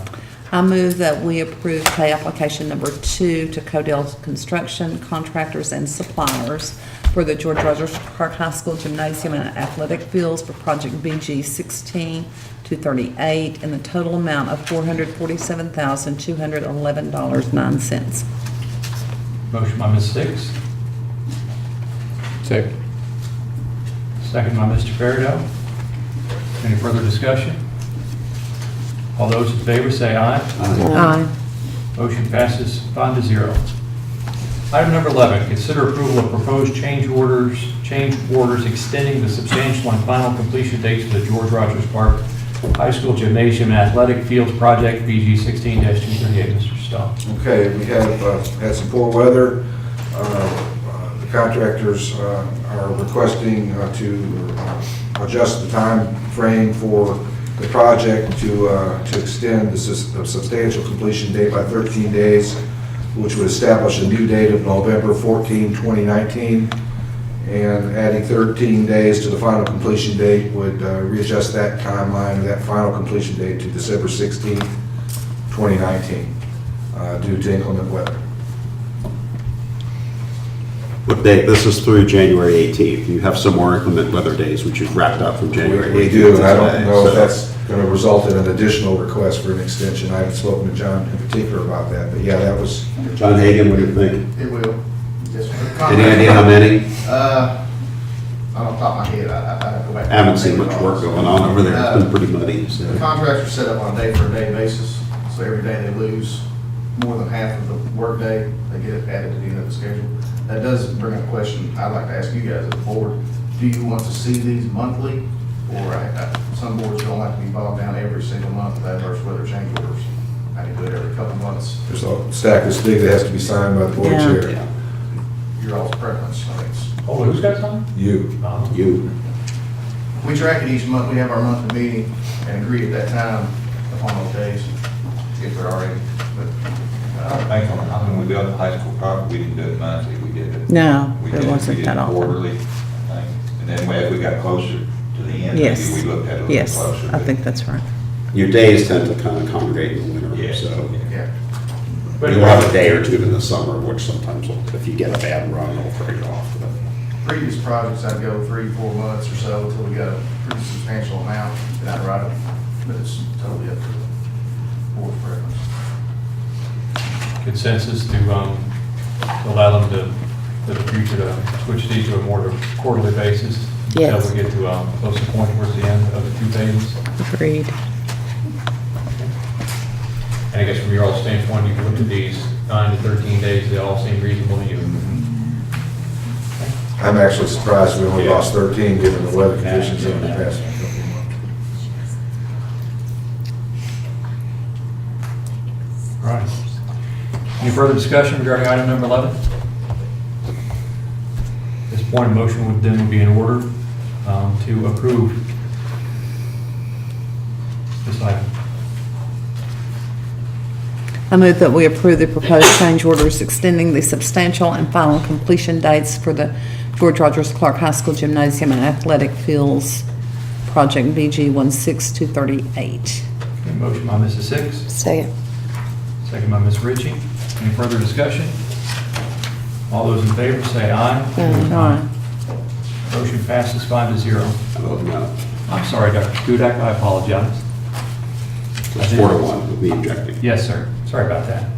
So, the motion passes 4-1 with Dr. Kudak as the sole objection. It's not bad either. All righty. Moving on, item number 12. Consider approval for bidding and/or purchase of proposed safety initiatives, for Central Office Bus Garage and Baker Intermediate School. Mr. Stone. Okay, as presented, we were asked to bring in front of the board any additional security initiatives or projects that we felt should be considered by the board, and this is our most recent effort at that. This proposal would include systems, as is described in the packet, that would involve security here at Central Office, security cameras, and specifically at Baker Intermediate School, and security camera systems and surveillance at the bus garage location. Although we wanted to give the board some general idea of what these systems could relatively be estimated at, so we solicited one quote from appropriate vendors to give you some general idea of the potential cost for each of these particular items. So some of them are very general estimates. The one note that I will make, and this is the way I phrased the agenda item, to allow the board leverage on whether you wanted to approve any of these systems or not tonight. You certainly have that option because several of the vendors are on the state bid list. So these quotes would be relative to their pre-bids to the state based on the rates. We could initiate any systems related to Sonatrol or Newtek systems for intercom systems tonight. Or the board has the option to consider all of this going to bid, or the board has the option to table this for some later date or to not consider it at all. Generally, we just wanted to bring this up to the attention of the board to let you know that there are some security concerns from folks in the district regarding these particular areas or buildings in our district, and would ask the board to consider these and offer directive. I support this, but in considering the aggregate $75,000, I'd like to see it bid out. Okay. I agree. And in all of these documents, are quote, estimate, and proposal all used interchange? Do they all mean the same thing? Yes. Some of them use Yes, estimates, some of they're them. quotes. Okay. But even the ones that say proposal, that's still just a quote? Yes, ma'am. But I think most of the vendors would stick pretty much to that figure. But if you put them all out to bid, who knows? They may come back certainly different. But be more willing to do that. So, I mean, there's several different items on here. And some of them have a smaller amount involved. What is the dollar amount that's in which a bid must occur? 20,000? Well, anything under 20, if vendors are on the state bid list, then you don't have to bid. Even over 20 is my understanding. Is this We've already the, done the bidding process. is this the State Board of Education bid list or the Kentucky, the Commonwealth of Kentucky bid This is the list? State Board of Education bid list. Doesn't have to be on the Kentucky They could be as Commonwealth. well. That would qualify. I couldn't find some of these on any of them. Yeah, that would qualify them as well. But Sonatrol and Newtek is. The other vendors, I don't think there's any other vendors that are. Okay. Those would have to be. So bid that's why I already. couldn't find those. Right, and we would have to have either comps or bid those out. Just to make sure I understand correctly, so for example, one of the items would be to put a new door in. You've gotten a proposal on that of $2,750. For which one, the front entry? Yes. Glass door? Yes. You have a question? Yes, sir. So it's certainly, if we wanted to go ahead and move forward on this one vendor on that, this is a question, we're certainly within our rights to do that. Not tonight. They're not a vendor that's on the state No. bid list. That would have But to it's under 20,000. But there's still, we'd have to get comps. We'd have to offer comps and make sure that we're getting the best price. Okay. But I'd defer that to Alicia too. I mean, that's not, Are there any of these items that you feel are an emergency concern that we should give consideration to approving tonight? Well, if you're going to bid them all out, there's, Well, that was just one proposal.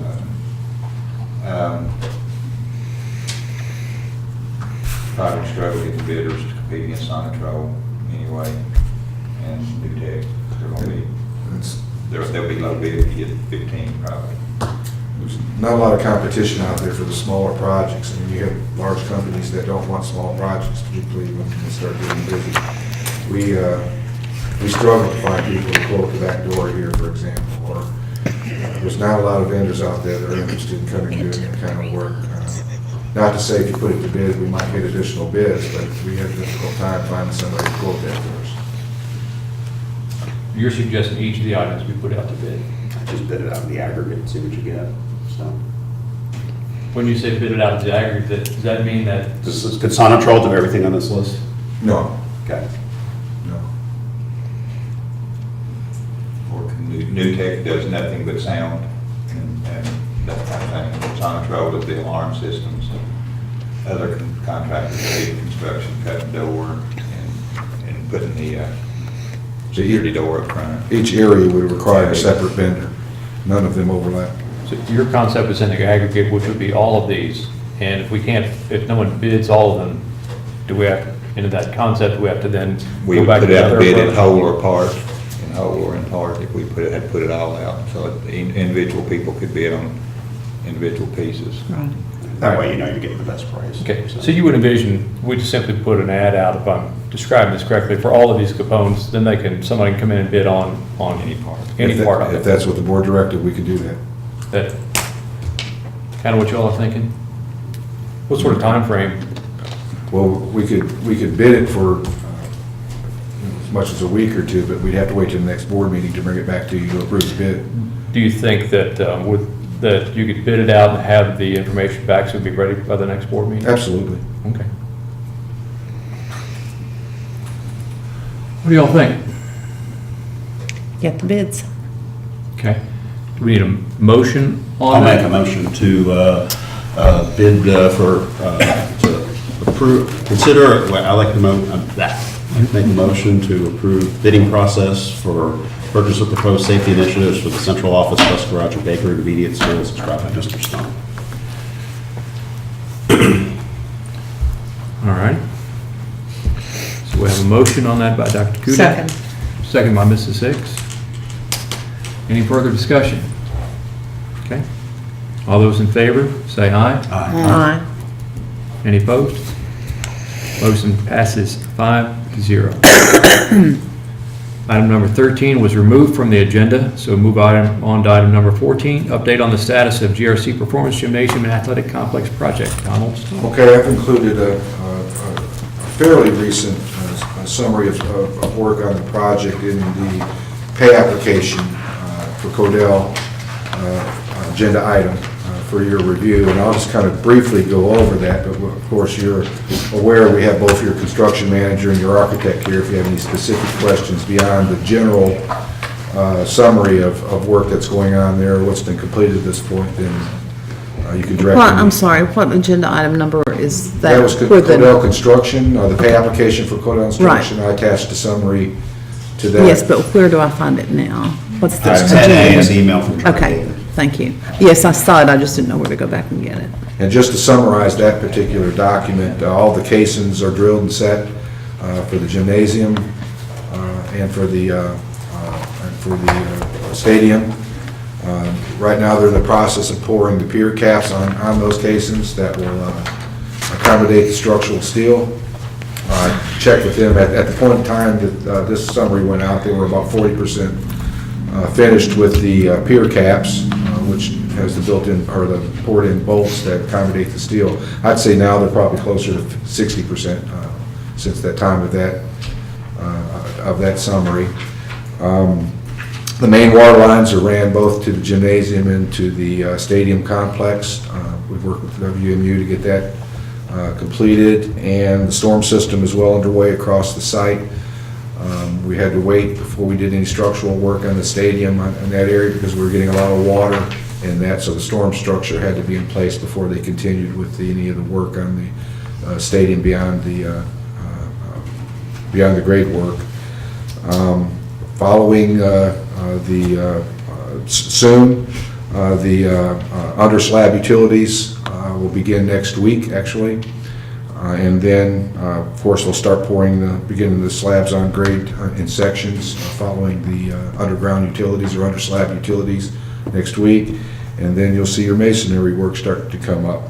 Roughly, at this point, 75% of the mass grading is complete on the entire project. That's both for the fields and the gymnasium. Anything beyond that, I'll defer to the two gentlemen sitting behind me if you have any additional questions. When you said fields, you certainly mean the football, soccer, band stadium, et cetera, track. And In addition, the tennis and the Grading. baseball. Grading for that And work as well. softball grading. That's correct. Okay. Just want to make sure that I was clarified that That's the correct. grading work is being done on all those. That is correct. When you say underground utilities and under slab utilities, can you qualify, I'll take that one clarify? down. Under slab would be, like in the gym area, underneath the, little slab on grade, basically inside the building footprint. Okay. Underground So utilities. is there access for under slab utilities? Once that's poured in place, that's it, unless you ever have to, tear that slab out to get to it. Primarily what we're talking about would be your sanitary sewer lines, Okay, okay, and some conduit for electrical, and so if you had any problems, the conduit would remain in place, but you could pull the wire okay, from box okay, to box or junction box. okay. But the sanitary is probably the big one that we use mostly now the Schedule 40 PVC pipe, so it doesn't deteriorate like the cast iron pipe Okay. did of old. Okay. That was, my image That's was, actually the work that's going to be starting next week. The plumber's going to start, we're going to work from the existing building out. We're going to get a section of slab boards going to start to block the wall up against the existing building. So, we should be seeing that in the next few days. understand. From the road, it may not look a lot, like a lot's going on, but it is. And I mean, you'll really start seeing an acceleration of the project once the steel starts going up and the block walls and such. But right now, a lot of time is spent on the foundation and prep work, and a lot of people don't see that as they pass across the road, but it's going on. You know, one of the reasons I think that so much work was able to be accomplished with the number of days being lower than even I expected was that they were out there drilling even in minus 20 degree or 20 degree weather in the rain, because that wasn't as sensitive to the weather as some other trades will be once we get into obviously the slab work or in the mason. I mean, so good news is temperatures are rising, even if the days are extreme, you know, we're on the backside of where the mason should be able to work fairly consistently. It'll be rain that's going to be the biggest problem now this spring that we'll have to face for a couple of months. To answer your question, Dr. Kudak, we're up to 14 lost days as of today. Okay, is that total or additional? No, So just one more. So just 5 more, Yeah. okay.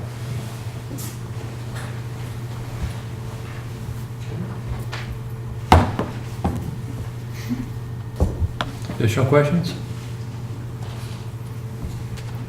All right, sounds great. Full steam ahead.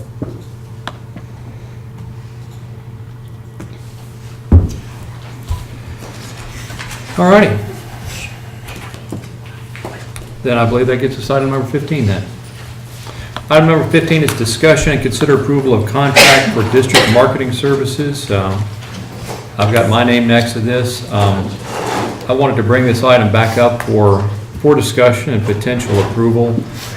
We put this out to bid last fall, and we had 2 responses come back on this. One was from Piper Media, and the other is from Arvin. Forget her first name. Yes. It's my understanding at this point in time that in a follow-up discussion that the proposal from Piper Public Relations is still valid. However, I believe the proposal from Ms. Arvin is no longer valid, and she's withdrawing that proposal. That's my understanding. Okay. I think this is still worthy of discussion as we talked about at the beginning of the meeting. The head count numbers, ADA, that's projected to go down because of the demographics certainly has a substantial impact on our budget. And I think the very good news we have in Clark County is we have a fantastic story to tell. And from my perspective, if we can get that story out there more effectively, we have a chance of potentially mitigating some of that decline, or maybe even reversing it some. And through some method or another, I'd like to see us start some efforts in 2 areas, in marketing. And since marketing is not an accepted something from our procurement process, we can't just send out a personal service contract without bidding it out. I believe that we have to go through a bidding process on this, and we currently have one proposal in front of us.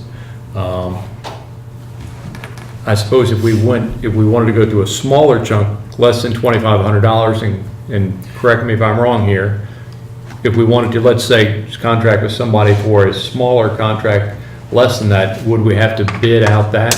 And this is a question. Comps, you have to have. Under 20,000, you have to have 3 quotes or comps. Didn't we bid this out?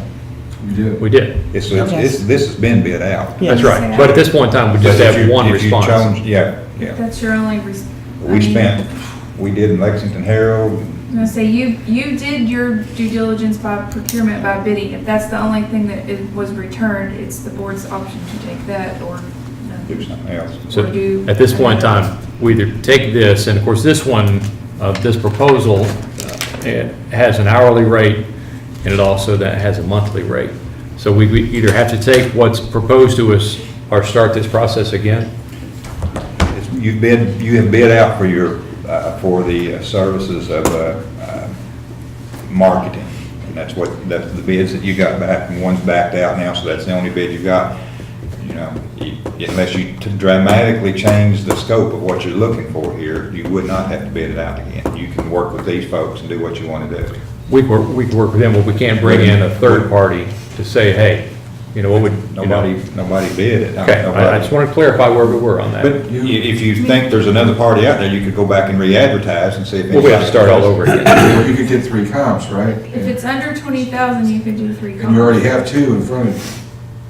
I mean, so you could request more comps at this point if you don't like what you have, if it's under 20,000. All right, so if we said. Comparable. What if we Comparable. Thank you. A comparable. Yes, they have to be proposal. comparable to what you bid. You can't just go out and get a quote for something else. It's gotta be in the same Comparable to what you scope already of had. what you've already bid out. But So if we asked a third party, would you be interested in doing it, the city will do it for X amount per hour, and if that number, As long as It's less, the then we can total move forward with spending is that. under 20,000. and then, so there's 2 components in my mind. The first component is the marketing component, and the second component is the ability that Piper Media proposed to us to monitor social media from a public relations standpoint. I think there would also be some benefit from other standpoints as might be timely in the world we live in now. What do you guys think?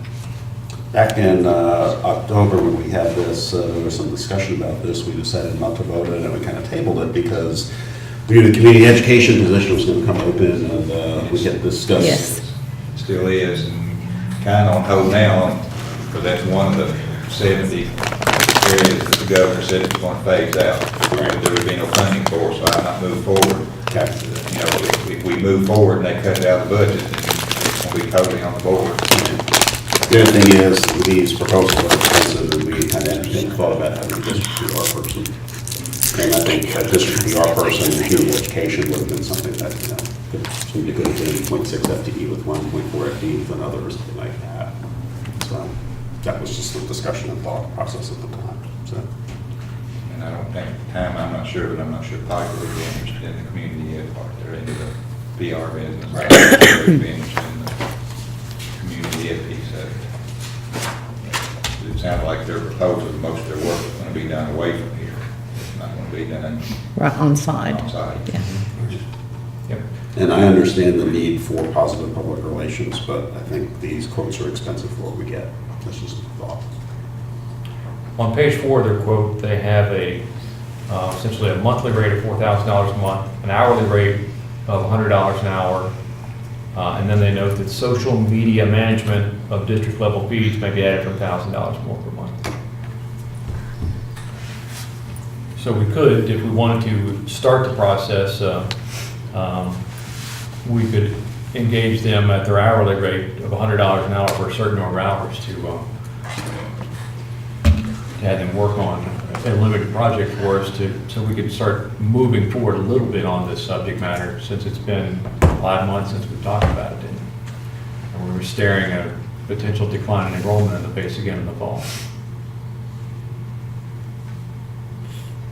I think PR would help, but it's not going to address the other issues that are going on in the community. This board's discussed those at length, and there's a lot of things that are driving that. So a little bit of positive PR in from our board would be a good thing, I think, but, you know, there's a lot of negative coming from other areas, so.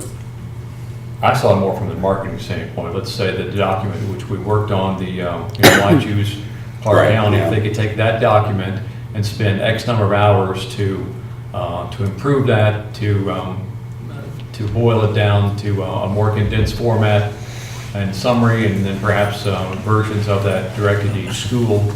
I think that's something that would be useful to get in the hands of potential new families that are considering moving to Central Kentucky. And I think we could come up with so many hours that they could work on that for us. And Does Piper require a minimum number of hours for a contract? In my reading of this, I did I not don't see recall that. reading that. I don't remember them in there. Being a minimum. I'm sure there would be a minimum. You could have them out here for a few hours and they drive all of them.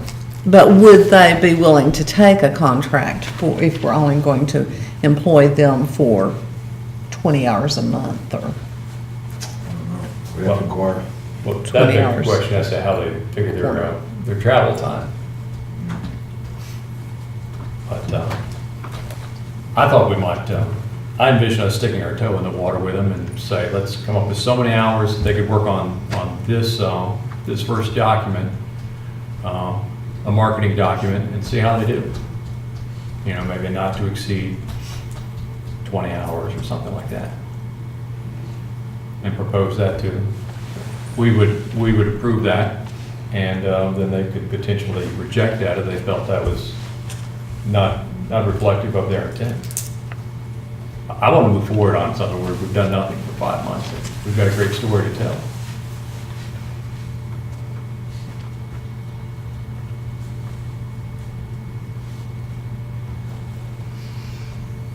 Ashley, what do you think? I'm taking it all in. Mr. Fairdown? I'm not satisfied with what I see. I've said my piece. I think it has some merit, but the unknowns, you know, I mean, what is it worth to us in terms of bottom line? What are we willing to pay for this first document? You know, to revise, everyone has seen the Why Choose Clark County Schools, right? So what are we as a board willing to invest in this initial document? They were talking about turning that kind of information and turning it into almost a magazine or a, you know, type thing is what they were proposed, if I remember. That's what that document, they were talking about taking it and turning it into. Sorry, how many would you want? You know, I don't know what the cost and something like that would be. Yeah. I guess I was envisioning they would take that document and turn it into a one-page front and back slick handout that would be out front. People come in, they would pick that up. I hope I'm not out of line here, but we have some pretty talented people in the district already. I think that if the board wanted to go in a certain direction, I think we could come up with a plan and proposal in-house that may meet some of those same needs.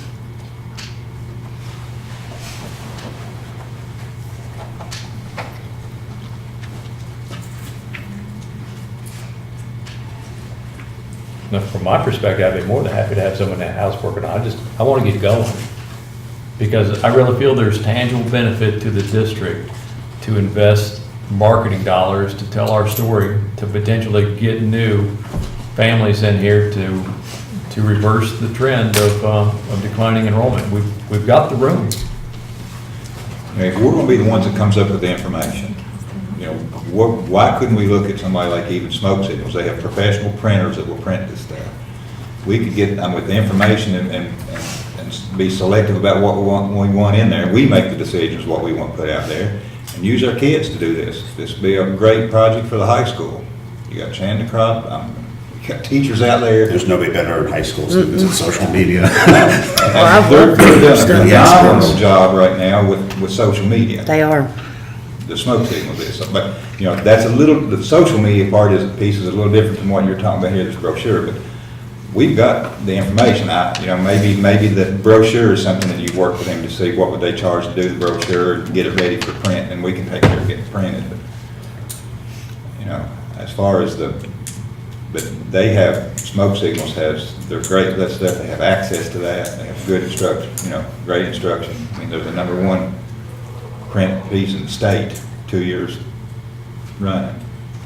So does Smoke Signals have a social media monitoring group? You see their stuff on there all the time. She don't have social media. I don't do it. I meant monitoring. I have not seen anything. Well, I good say, come yeah, out. I think they've got, I don't do Twitter and all that, but Facebook, I do look at it occasionally. They're very up to date on their stuff on there, and I see the stuff that they put screenshots of some Twitter feeds and stuff on Facebook also, so I'm assuming they're doing Twitter also.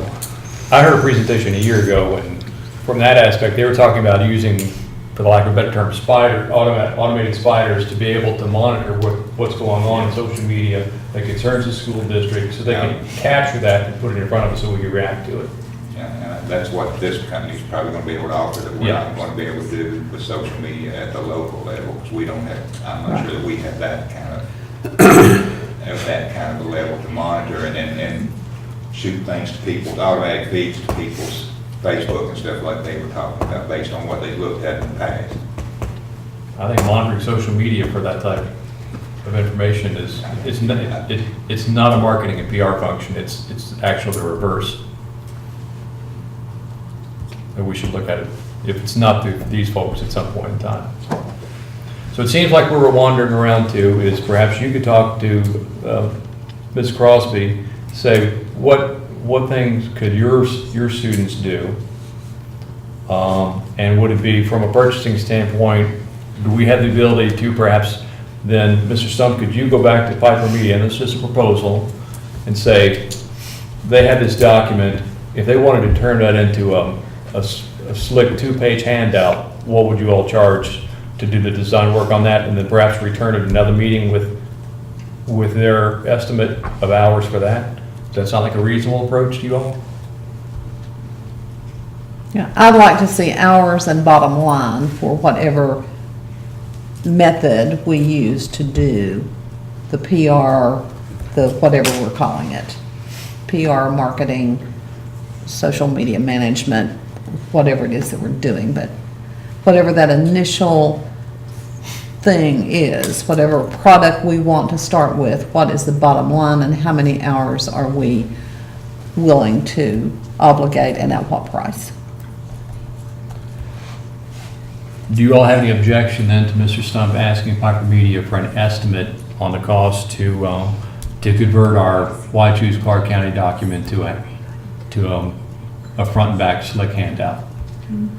Any objection to I don't object. asking that question? Okay. If you would do that, I'm not sure that, I don't think a motion is required for that. And if you could then talk to Ms. Crosby. And I appreciate your all's consideration of this, this item. But I didn't want it to languish any further because I think we've got a great story to tell here in Clark County. All righty, any further discussion on item number 15? Okay. Item number 16, discuss and set a meeting date for a future working session in which capital spending proposals would be discussed. Would these also include value engineering items? Well, what's on the agenda would be to set a meeting date for a work session for capital spending.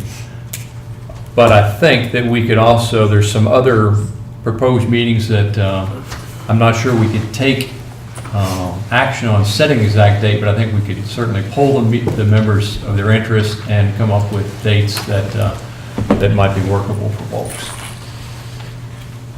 And those meetings would be either a work session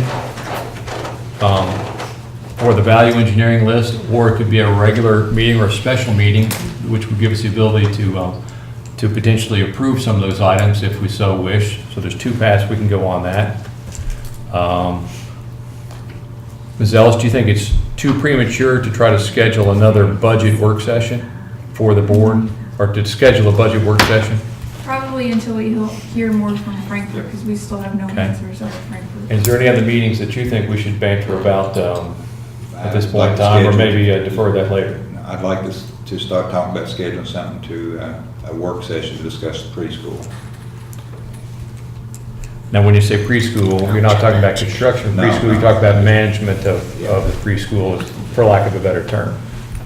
I'm sorry, management Management of, type things in preschool, Okay. whether we partner with Kentucky River or not, or we go on our own, or something in between. We'll have figures as far as what the board's cost is, and will be next year under the current recommendation from Kentucky River Foothills and what. All right, so then we're discussing for potential consideration a work session for capital spending proposals. Number 2, a potential work session to discuss the management of the preschool. And item number 3, either a work session or a special meeting to discuss the gym and athletic complex value engineering list. I'd ask you to schedule the preschool before the 1st. We got a quicker turnaround on contracts and things coming up on that, so we need to start having open discussions about what we want to do on that before we. Can it go with the item for Tuesday, the 27th? I think we've got 3. Oh, okay. I think they'll be short. Should be, but Nothing short here anymore. I think it could be. Only if it's canceled. Only if it's canceled, will it be short? You know, I don't know about putting it on there after 3 hearings. I don't know about. I would not be okay with it. Yeah, you're starting to talk another. All right, so let's focus in on the preschool management work session. Are you talking about having 3 separate work sessions? Why can't we do this in one? I'm just going to ask. I think we need to be a little bit respectful of board members' time. That's why we're discussing. So, Dr. Kudak is suggesting that we perhaps merge 2 of these together. Merge 3 together. Three. Okay? so we buy pizza. Who's calling the meeting? That's usually just buying. I think we could get one of those little special pizzas and we all have one bite. I think we'd be good. Thank you. All right, so Dr. Kudak, Mr. Peridot have suggested we take all 3 of these and roll them into one work session. And so in that work session, we of course could not take any action in that work session. We could just have a discussion. Okay? Do you all like that idea? Any objection to that idea? It's the whole idea of work sessions, so. Okay. Item number 2, do you all want to have that work session in this room or have it over in the auditorium? What's that matter? I think Well, they have to have not too time many to people set show up for work the sessions. video, if we're gonna video If we're it. doing a work session, it probably won't be videoed. I mean, it won't be broadcast. Okay. You know, unless you just specifically asked it to be broadcast. I mean, we can. If you're gonna do that, I would recommend having it here. It's 3 hours minimum to set up down there to do the board meeting, to broadcast live. Well, let's just talk about that. Do you all want to have it broadcast? Because it's a work session. Transparency to our Yeah, constituents. I'm in favor of having everything, that this board should not operate in secret in any way, shape, or form, so. Okay. So. And if the equipment's here, there's no additional cost to All right, so what we're molding together, put us on YouTube, so. work session for all 3. We conduct in this room. We split the cost of the pizza. No, you're buying. Put that in the minutes, Randy. I've got to get approval on that from higher up. You chose the cheap pizza, that's only $5. I was actually going to go to the $5.99 pizza. All righty. We good so far on this concept? All right, now let's talk about days then. And Mr. Elkins, do you see any reason why we can't go ahead and set what days for works for everybody, and then I can send out the official notification? Looks good to me. All right. Want to be compliant with everything also. So right now, you feel we'll be having a session next week, and so next Tuesday. So I think there's too many things to do next Tuesday. When we're leaving, we have training that weekend. Yep. So starting Friday morning, the KSBA conference starts. Judy and I go down on Thursdays. So you Okay. can knock that one out. All right. Seems like next week is not a good No. week then. Should we flip to the week after Sorry, you are then? going down. I will not know until after Monday, the 26th, what my availability is gonna be. My dad is facing some surgery, and the consultations are the 26th for 2. And so I have no idea what that time frame is gonna be. Do I pick up that you would like, Mr. Christie, that we go ahead and try to address this sooner than later, like, the next week, March 6th, or do you want to push it back further, which? I'm not setting the meeting, I'm not buying pizza, so I just wanted to discuss preschool, and I'm fine putting all 3 together. Well, what's your so- time frame on how quickly you want to start talking about the preschool issue then? You know, it can go up into the first week or so of March. Well, I think we're at the first, if we did this on Tuesday, we're on the 6th of March right now. Ms. Hicks, would you object strenuously from us going ahead and setting that on the 6th? knowing That you may not would be be, there? that would be fine. And I may be there, you know, it just depends. I don't know how surgery schedules work. 6 is out for me. Without, what, and I mean, look at, How about the 5th or the 7th? I'm good the 5th, the 12th, the 13th. I'm good all that week. Surprise, surprise. 5th, Want Yeah, to 5th is go fine. Monday the 5th? Monday the 5th. Okay.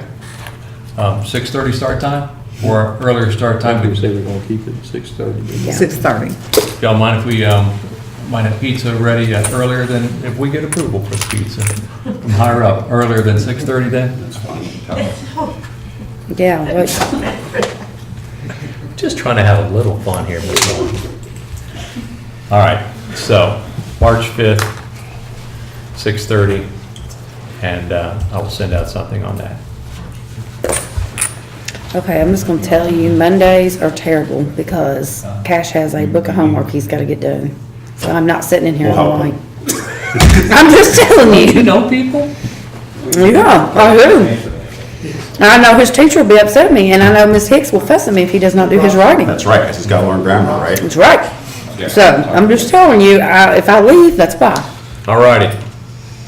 Understand. Now we'll move Thank on you. to the consent agenda items. There was item number 33, which was added. Certainly, we could have that pulled out for further discussion if you all wish. We have Mr. Rice, that. just on I'm sorry. Just one thing going back, and I should have said it, do we want like architects and contractors there for when you're doing the value? Is that something we would want them there? Yeah, I think for that portion of it, yes, sir. So I think we just make sure we invite them as well, let them know of the date. So, Would it, you don't have any objection, and then we take that portion of it first so they can then That's fine. come in and then go out? So if we're doing a 3-part meeting, the evaluation here would be part A of that meeting? Sounds good. Okay.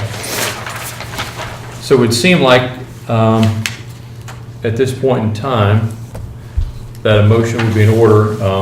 We'll see if there's, anybody wants any of the consent agenda items number 17 through 31 and item 33. Would you all like to have that broken out for a separate discussion and or vote? I have a couple of questions on an accounts payable item. That would be item 32.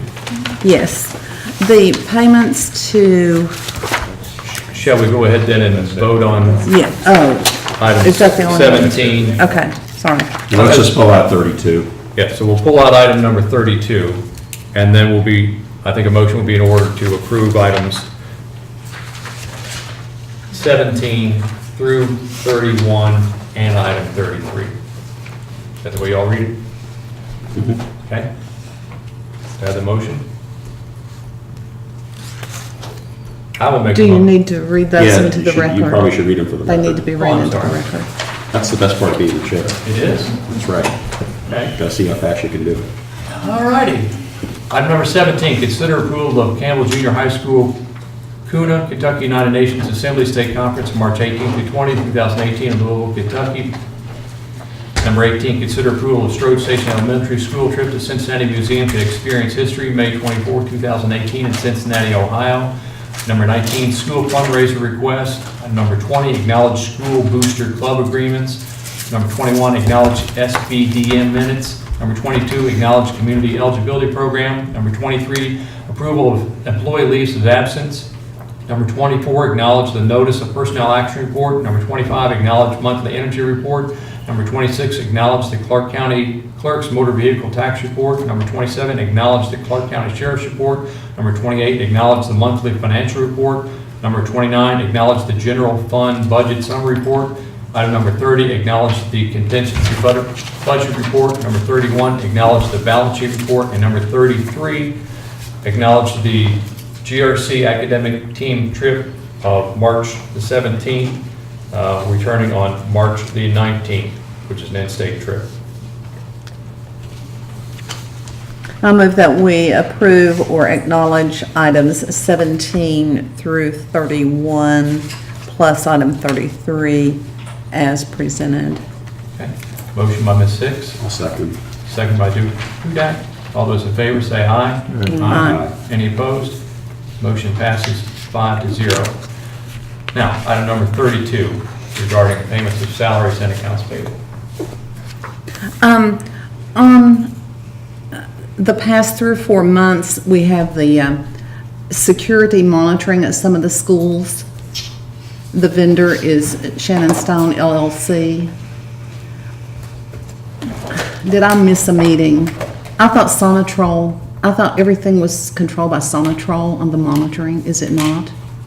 No, Don probably, which one is that we, some additional cameras that we purchased on our own and didn't go through Sonatrol because of, okay, David. At one point, we didn't have, SROs didn't have the ability to view every school online. And we put out a request to look at systems that were already in place, like DVRs that were also capable of going online so our SROs could view those. And a lot of those were purchased from Cornerstone in the past. And so we updated those systems. So Cornerstone and Shannon Stone are the same? Yes. But isn't it 2 different parts? Sonatrol is totally separate from Cornerstone. Right, but are Cornerstone and Shannon Stone LLC also 2 separate entities? I don't know that. No, it's Shannon Stone LLC doing business as Cornerstone. It's all Okay, so, one. but on the payments, it's Shannon Stone LLC. On the estimate submittals, it's Cornerstone. Because he's doing business He's as, doing business as Cornerstone, so he submits our invoices to us as Cornerstone, but for 1099 purposes, you have to Have a person. issue it to what their W-9 is, which is Shannon Stone LLC. Okay. So that's what the check gets issued to, because for 1099s, we have to issue it as he writes his 1099, writes his W-9, and that's what it is written as. Okay. But for security purposes, we upgraded those systems so they would be available online to our SROs. Okay. Anywhere, they can monitor them anywhere, they can actually Okay. get on phone and monitor cameras in any building. When did we do this? I'm sorry, I missed it. When It was did, back when I first came into this position, so that was right at 2 years ago. but the monitoring bills just started in November of last year. he Part of gave, that is keeping up the online part of it, so that the SROs would have the ability to monitor those online. So we're paying $1,500 a month to this vendor. Was that bid out? Because it certainly will add up, and that person doesn't have an exemption as an education specialist, and I'm not sure it's a licensed professional in this area. I would have to go back and look. I think we did it on an individual basis at each school. But can I get back, can I check on it and get back to the board?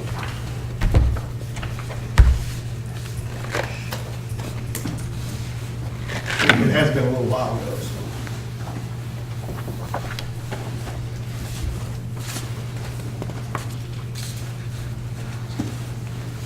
So right now, is the contract $1,500 a month? No, it's my understanding it's $45 per school. $49.95 per school. 1, 2, 3, 4, 5 schools. It'll be Baker, Shears, Strode, and Phoenix Academy. But then there was then there was a $1,500 supply item this month. That was. In addition to the monitoring. 16-channel DVR to a 32-channel DVR. That was at Phoenix. The 1,500 was specifically at Phoenix. And state schools.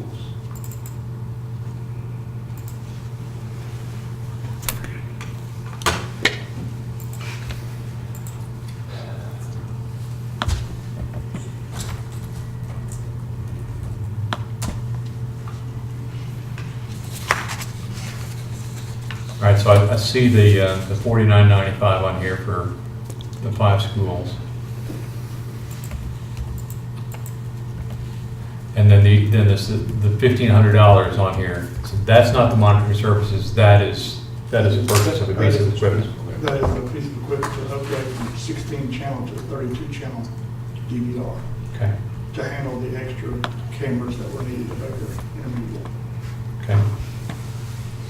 Okay, so if we get additional security from these security initiatives, additional cameras, will that new DVR accommodate new cameras? Up to 32, instead of 16. It went from 16 capability of handling 16 cameras to now handle 32. How many does Baker have now? They have 16 now, and we're adding 8, I believe it is, 8 new additional cameras. 24, with the capability of doing 32. And then none of that exceeded the $2,500 limit before.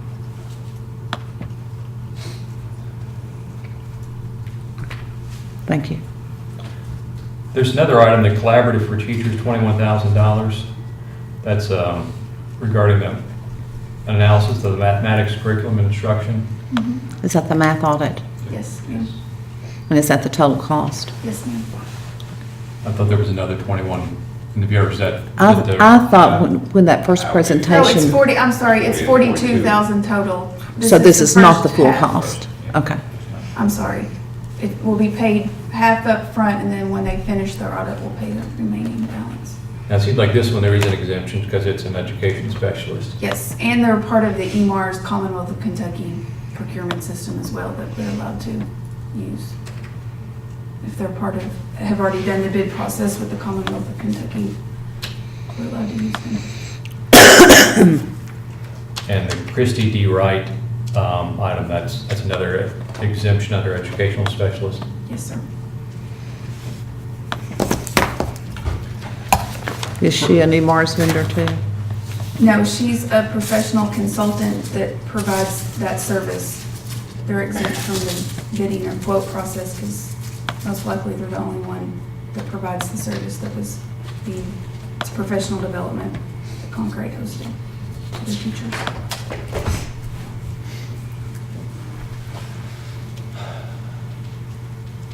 Further questions?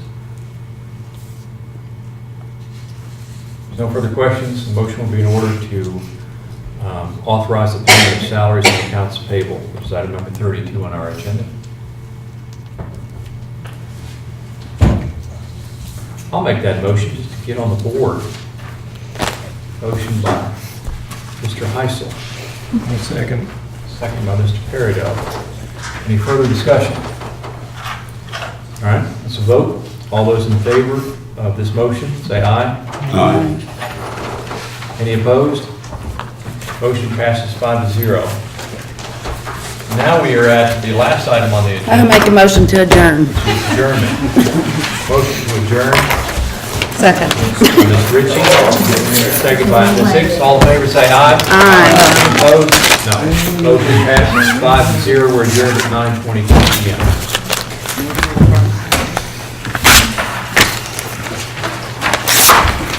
Well, I think you all got done 2 hours early. You can stay here. No, I'm serious. I really thought you'd go much longer. Yeah, I figured